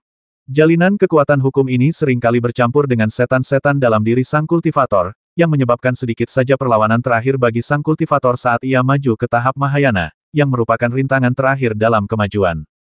Hanya melalui integrasi yang sukses dengan roh surgawi, seseorang dapat benar-benar memahami kekuatan hukum terkait dan benar-benar maju ke tahap Mahayana. Terlebih lagi, roh surgawi semacam ini hanya dapat dilihat oleh kultivator itu sendiri. Bahkan jika kultivator lain menjaganya di dekatnya, mereka sama sekali tidak dapat menangkap keberadaan roh surgawi. Roh surgawi berubah menjadi seberkas cahaya spiritual, berniat keluar dari aula batu dan terbang menjauh. Tiba-tiba, kegelapan menyelimuti sekelilingnya, menyegel roh surgawi. Ternyata Limuran telah mengaktifkan mata dewa ketiga di antara kedua alisnya. Di bawah naungan cahaya ilahi pupil gelap itu, roh surgawi tak dapat melarikan diri dan sepenuhnya ditelan kegelapan. Tentu saja, bukan kegelapan yang melahap roh surgawi, melainkan Limuran. Ketika Limuran menutup mata ilahi ketiganya, roh surgawi juga ikut terserap dan dilahapnya. Ketika berada di dunia ibel, Limuran telah menjalani pelatihan ibel batin. Saat itu, ia tidak hanya melenyapkan ibel batinnya, tetapi juga memahami kondisi batin surgawi dan diri yang kuat. Oleh karena itu, dalam perkembangan ini, ibel batinnya tidak kuat, tidak menimbulkan masalah, dan tidak membuat roh surgawinya semakin sulit ditangkap. Setelah malam tiba, kawasan terlarang kembali damai sepenuhnya, dan tidak ada pergerakan aneh yang dilaporkan dari aula batu. Tuan misterius itu seharusnya berhasil maju. Sebaiknya kita pergi dan memberi selamat padanya, kata Tuan Gu, lalu memimpin jalan menuju area terlarang. Tetua Sun dan Raja Jin mengikuti dari belakang. Mereka tiba di luar aula batu, memperkenalkan diri, dan mengucapkan selamat dengan lantang. Selamat, rekan Taois, atas keberhasilanmu dalam melangkah maju. Aku tak pernah menyangka kultivator Hunyuan Mahayana yang legendaris itu akan muncul kembali di dunia ini. Ini sungguh berkah bagi para kultivator di dunia spiritual kita. Tak disangka, setelah mereka berbicara beberapa kalimat, tetap tak ada jawaban dari balai batu itu. Sekalipun dia seorang kultivator Hunyuan Mahayana, dia seharusnya tidak bersikap sombong dan kasar. Raja Serangga Emas mengerutkan kening, tampak sangat tidak senang. Tuan Gu mencoba berkomunikasi dengan Limuran menggunakan pikiran spiritualnya, tetapi tetap tidak mendapat respons. Mungkinkah kita mengalami masalah? Batin Tetua Sun tergerak. Saat pikirannya bergerak, seberkas cahaya hijau mendekati aula batu tanpa suara, dan dengan mudah menembus lapisan pembatas di luar aula batu. Semua orang kemudian terbang ke aula batu, hanya untuk menemukannya kosong, tidak ada seorang pun yang terlihat. Dia benar-benar pergi. Tetua Sun dan yang lainnya saling berpandangan dengan terkejut. Sepertinya guru misterius ini tidak ingin bertemu kita, apalagi mengungkapkan identitasnya. Gumam Tuan Gu. 1130.